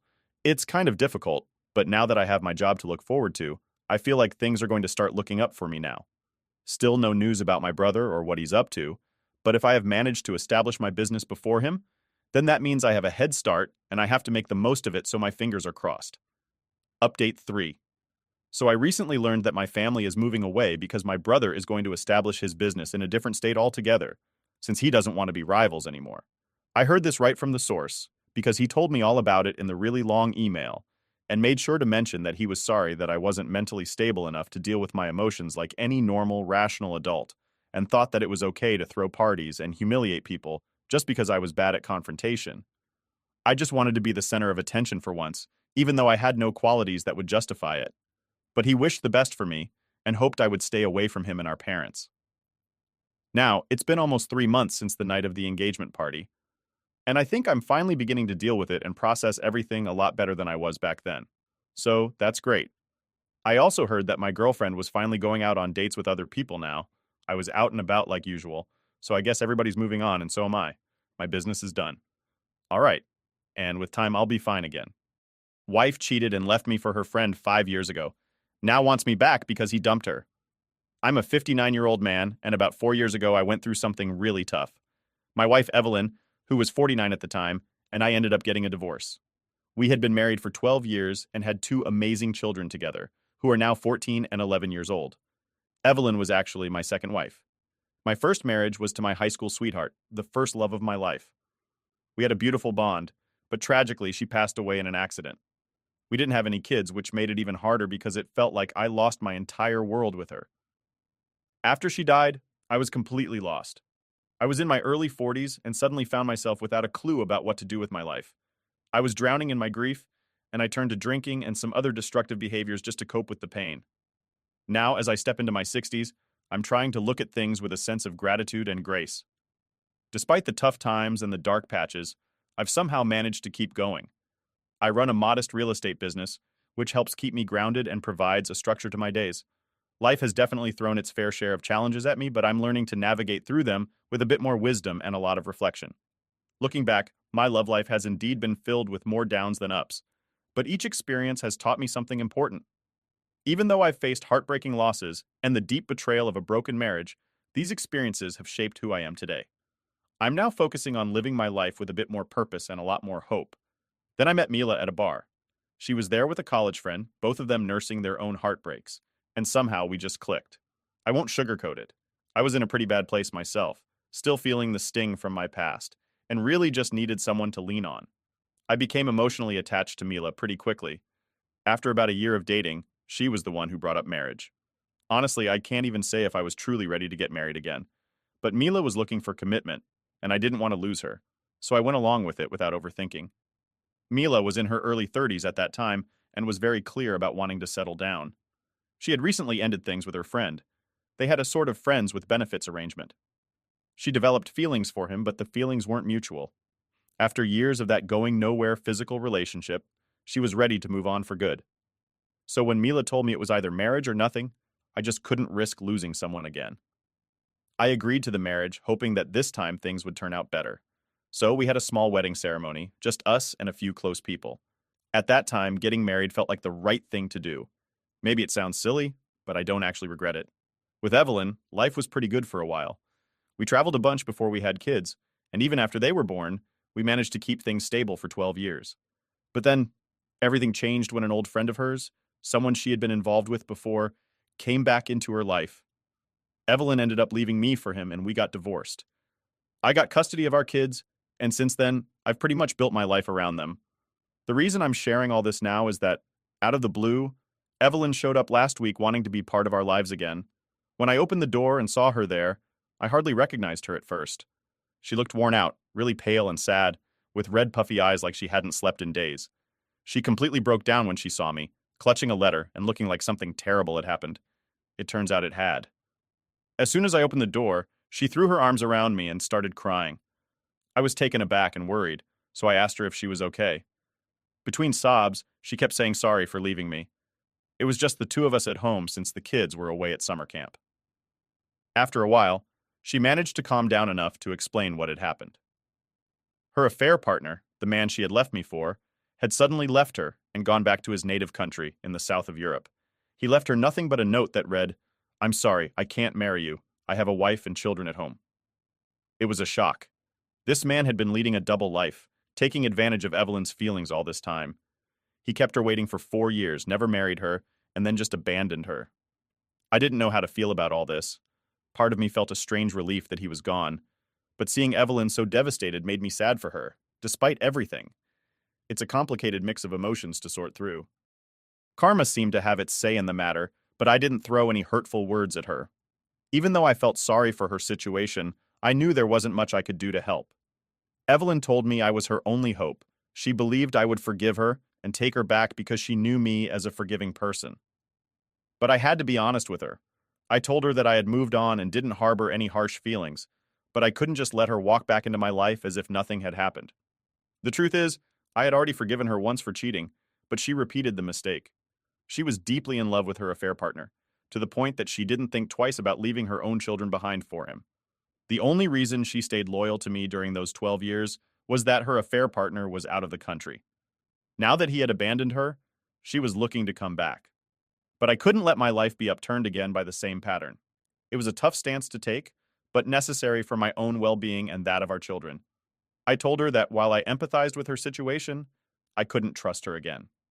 At that, she broke down once more, pleading for my forgiveness. I reassured her that I had already forgiven her, but forgiveness didn't mean things could go back to the way they were. I offered the possibility of her having joint custody of our children, if the kids were comfortable with it.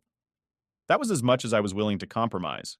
She didn't want to leave, so eventually I had to be firm, more blunt than I liked, to make her understand she needed to go.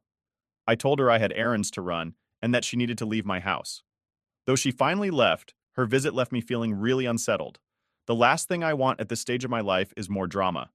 All I'm looking for now is peace. Continuing on with my life, focused on peace and stability, is my priority. I know that if I let her back into my life, the old patterns would likely repeat, and that's a risk I cannot take. It's tough, but I must stick to this path for the sake of my own well-being and that of our children. Now for the updates. Update 1. Hey everyone, thanks a ton for all the messages you've sent. Whether they were good, bad, or somewhere in between, I really appreciate you taking the time. Today, I'm going to fill you in on some backstory about what's been going on with me and Evelyn, especially since some of you asked for the details about how we ended up in this situation. So here's the scoop. Evelyn and I had a pretty good run. We were married for 12 years and things seemed smooth. We had 2 kids during that time, and Evelyn was both a great mom and a great wife. I never saw any warning signs that something was wrong. But then, out of the blue, an old flame of Evelyn's showed up back on the scene. This was the same guy she'd split up with a long time ago because he wasn't ready to commit. After their breakup, he had moved back to his home country, but now he was back in town, and suddenly Evelyn was seeing him again. At first, I didn't make a big deal about him dropping by occasionally. Evelyn told me she was over him, and I believed her. Why wouldn't I? We had been happy together for over a decade with no problems. But then one day, something odd happened. Evelyn came home and immediately locked herself in our room. That was the moment I started to feel that something wasn't right. The kids and I tried knocking on the door several times around dinner time to see if she would join us, but she didn't answer. I got worried, so I called her cell to check if she was okay.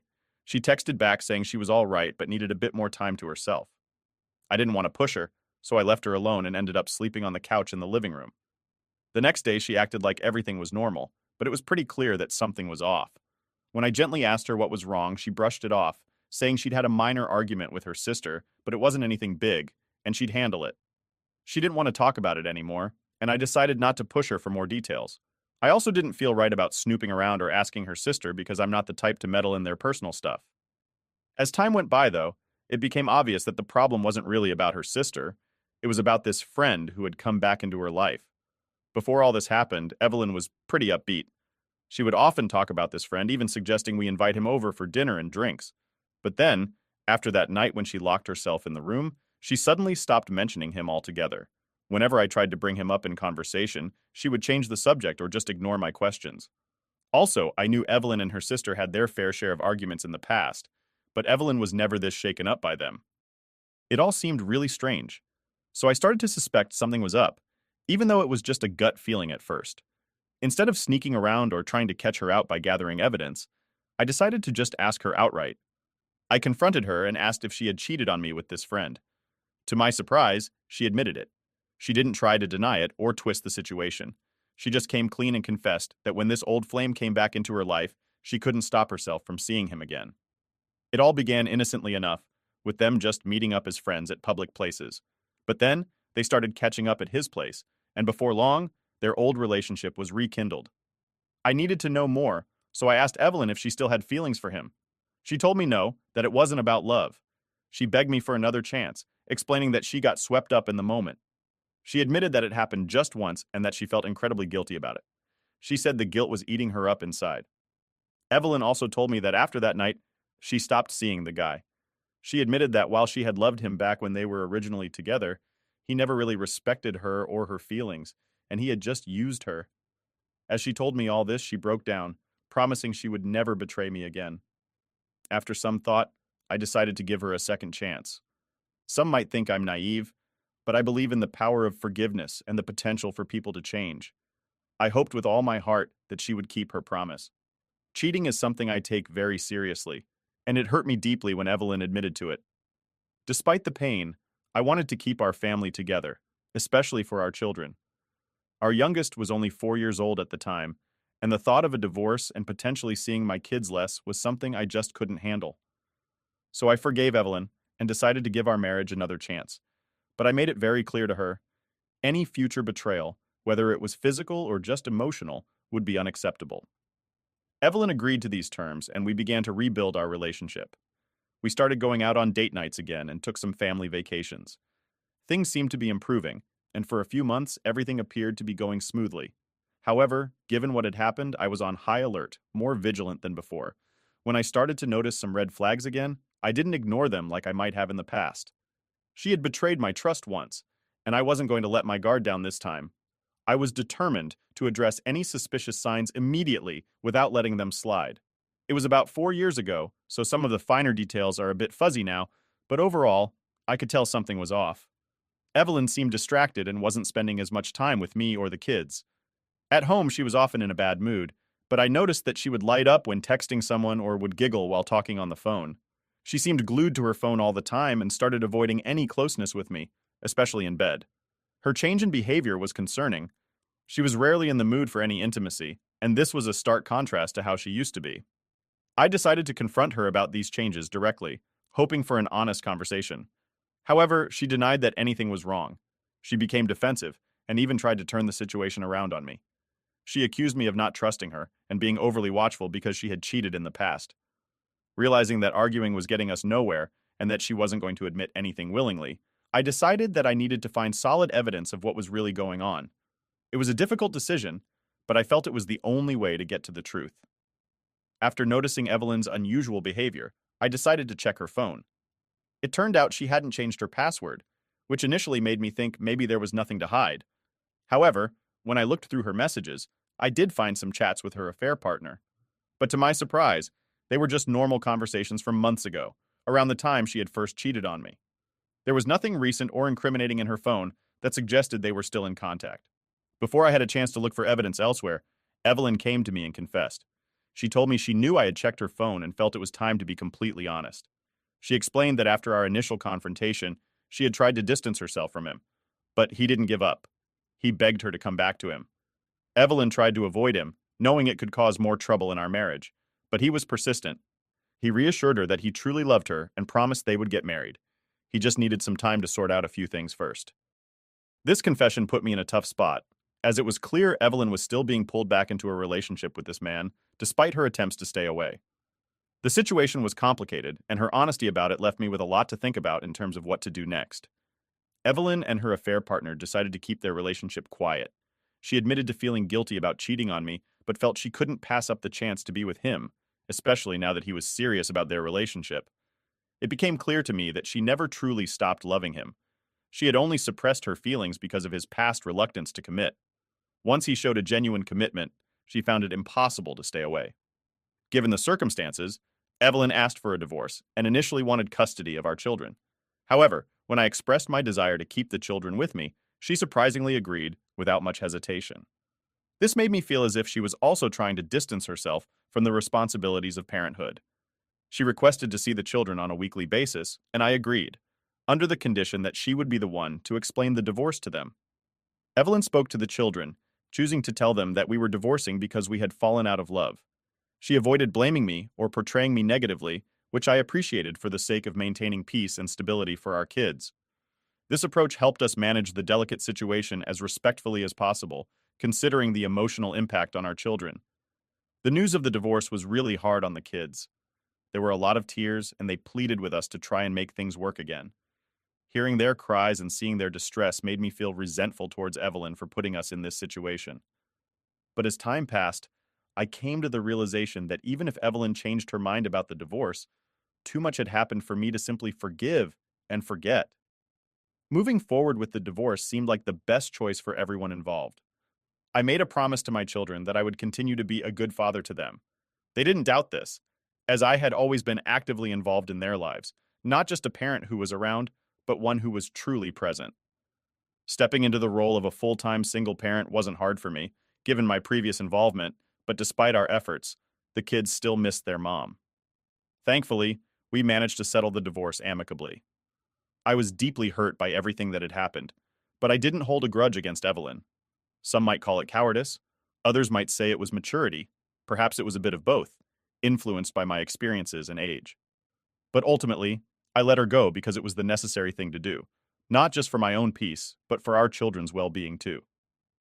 The months following the divorce were particularly challenging, especially for the younger child. I did my best to lift their spirits, taking them on multiple vacations, trips, picnics, and engaging them in various activities to keep them happy and distracted from the upheaval in our family life. During this time, Evelyn continued to visit the children weekly, but eventually she moved to Alabama with her affair partner. By that point, both the children and I had begun to move on from the initial shock and pain of the divorce. Over the last 4 years, the children have grown into kind, resilient, and emotionally strong individuals. Initially, after Evelyn moved, the children would cling to her during her calls and clearly showed their resentment towards her.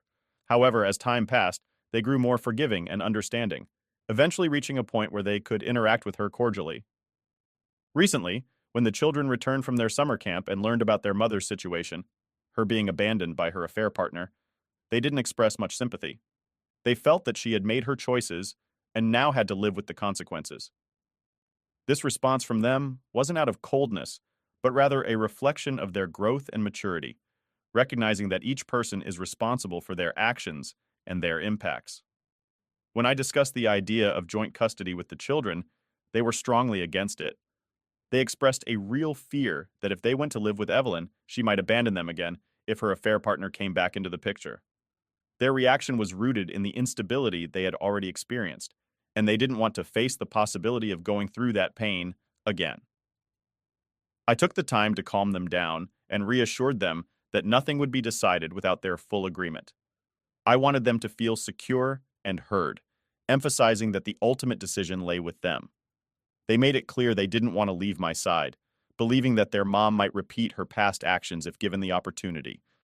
This situation was difficult, but it underscored the importance of listening to and respecting the feelings and wishes of my children in these complicated family dynamics. Their sense of security with me and their concerns about potentially unstable situations were my top priorities in navigating our new family arrangement.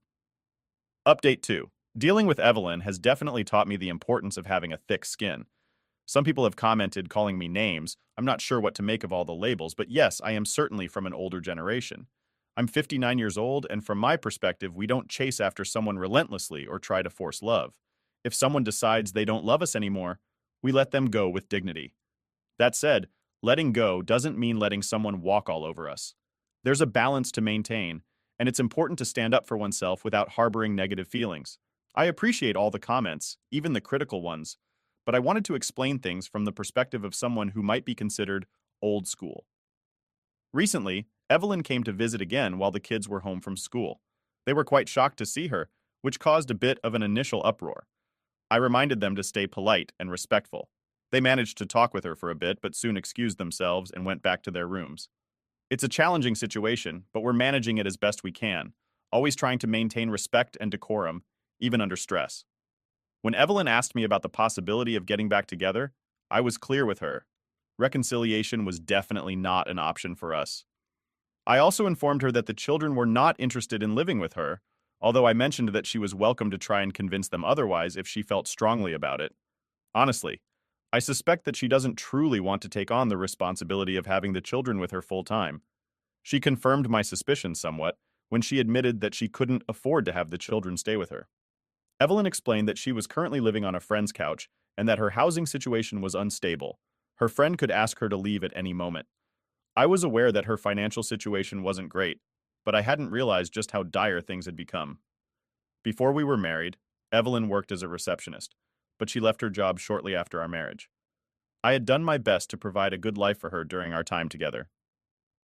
This latest conversation just reaffirmed the complex layers of our current circumstances, highlighting both the practical and emotional challenges we face as we navigate this new phase of our lives separately. During the divorce, Evelyn was compensated fairly, receiving a decent amount of money as part of the settlement. Curious about how she managed her finances, I asked her what she did with that money. She told me that she had given it to her former partner to help him with his business. Moreover, she had taken on 2 jobs to support their household in Alabama, showing her commitment to their life together. Unfortunately, despite her sacrifices, the affair partner left her and took all of their savings with him, leaving her with only the money she had wisely kept hidden from him. She used this hidden stash to pay for her travel back home and had been surviving on it since then. Seeing her struggle, I offered to lend her money to rent a condo and help her get her life back on track, but she declined. She explained that her decisions were driven by her search for love, not money. She emphasized that if money had been her priority, she would have never left the stable life she had with me to be with someone who was financially unstable.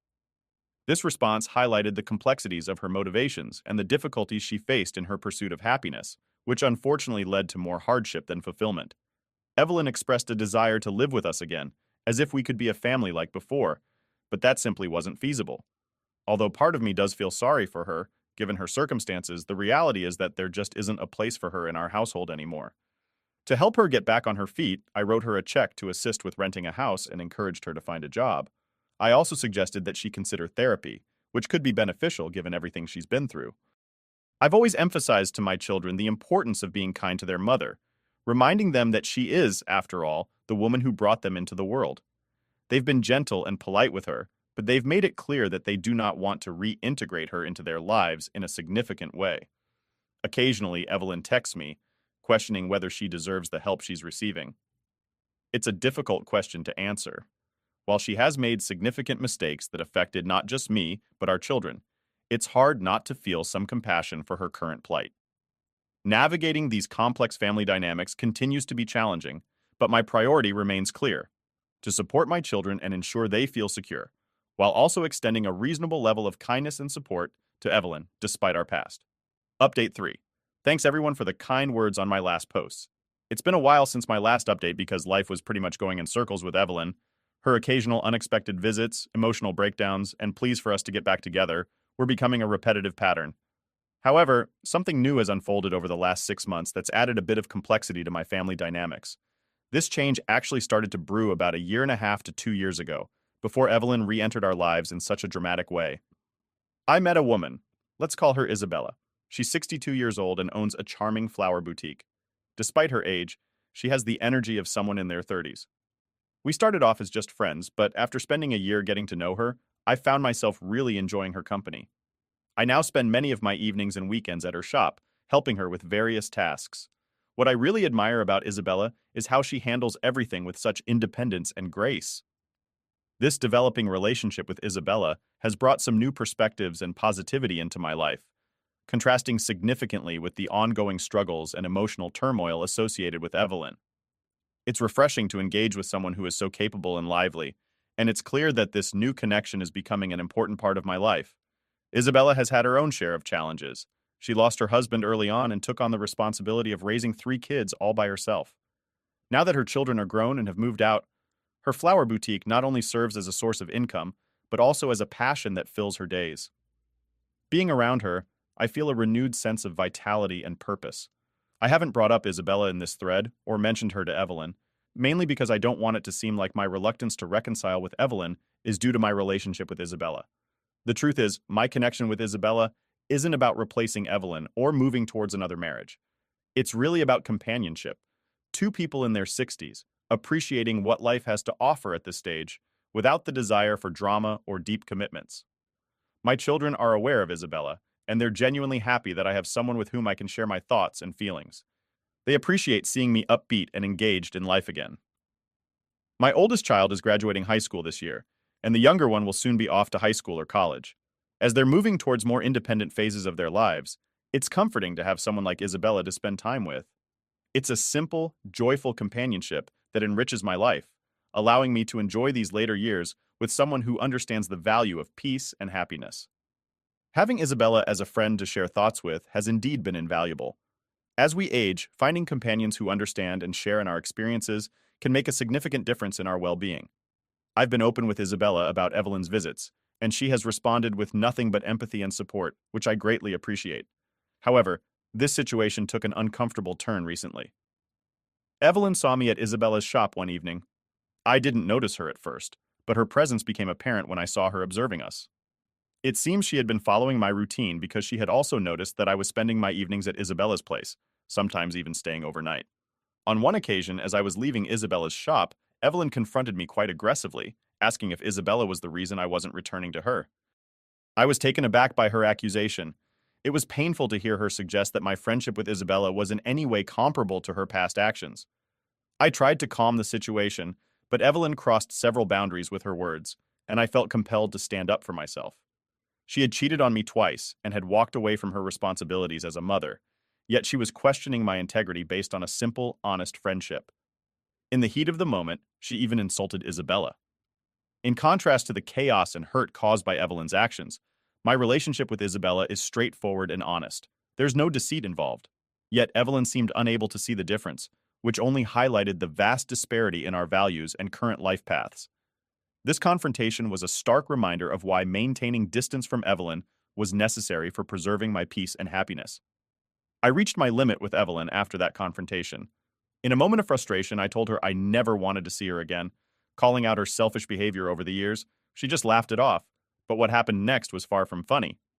A few days later, Isabella's flower shop was vandalized. Someone left a note that simply read, "Leave him." It wasn't hard to figure out who might be responsible, especially given Evelyn's recent behavior. Unfortunately, there were no cameras at Isabella's shop to capture the incident, but I was adamant that we couldn't just let this slide. I encouraged Isabella to file a police complaint against Evelyn based on what had happened. Isabella was naturally hesitant about getting involved in a legal battle, but I felt it was necessary to stand firm. I decided to confront Evelyn myself. I called her over, and in front of our children, I laid out everything. I made it clear how serious I was by threatening legal action if she continued to cause trouble for us or for Isabella. It was not something I wanted to do in front of the kids, but Evelyn had already tried to manipulate the situation by blaming me for our failed marriage in front of them. I felt it was important to assert boundaries firmly and show that her actions would have real consequences. This was about protecting our peace and making it clear that harassment and manipulation were unacceptable. The confrontation with Evelyn was intense, but it solidified the children's support for me, allowing them to express their long-suppressed feelings about the situation. They were well aware of the impact Evelyn's actions had on their childhood and were frustrated to see her playing the victim and blaming me for our broken marriage. Since that day, about a month ago, Evelyn hasn't shown up again, which has brought some much-needed peace. In the aftermath, I apologized to Isabella for the trouble caused by Evelyn's actions and helped her get her shop back in order. This experience brought Isabella and me even closer, reinforcing the bond we share based on mutual respect and support. The children, seeing how well Isabella and I get along, have playfully suggested that I should marry her before they head off to college. However, both Isabella and I are on the same page about not wanting to marry again. We have a loving relationship but have chosen not to express those deeper feelings formally or change our current dynamics. We both value our independence and the simple happiness we find in each other's company without the formalities of marriage. I'm content with where life has brought me. Being a father to my 2 children and a supportive partner to Isabella is fulfilling. It's a life that feels right, without the complications of marriage, and I cherish the simplicity and joy it brings.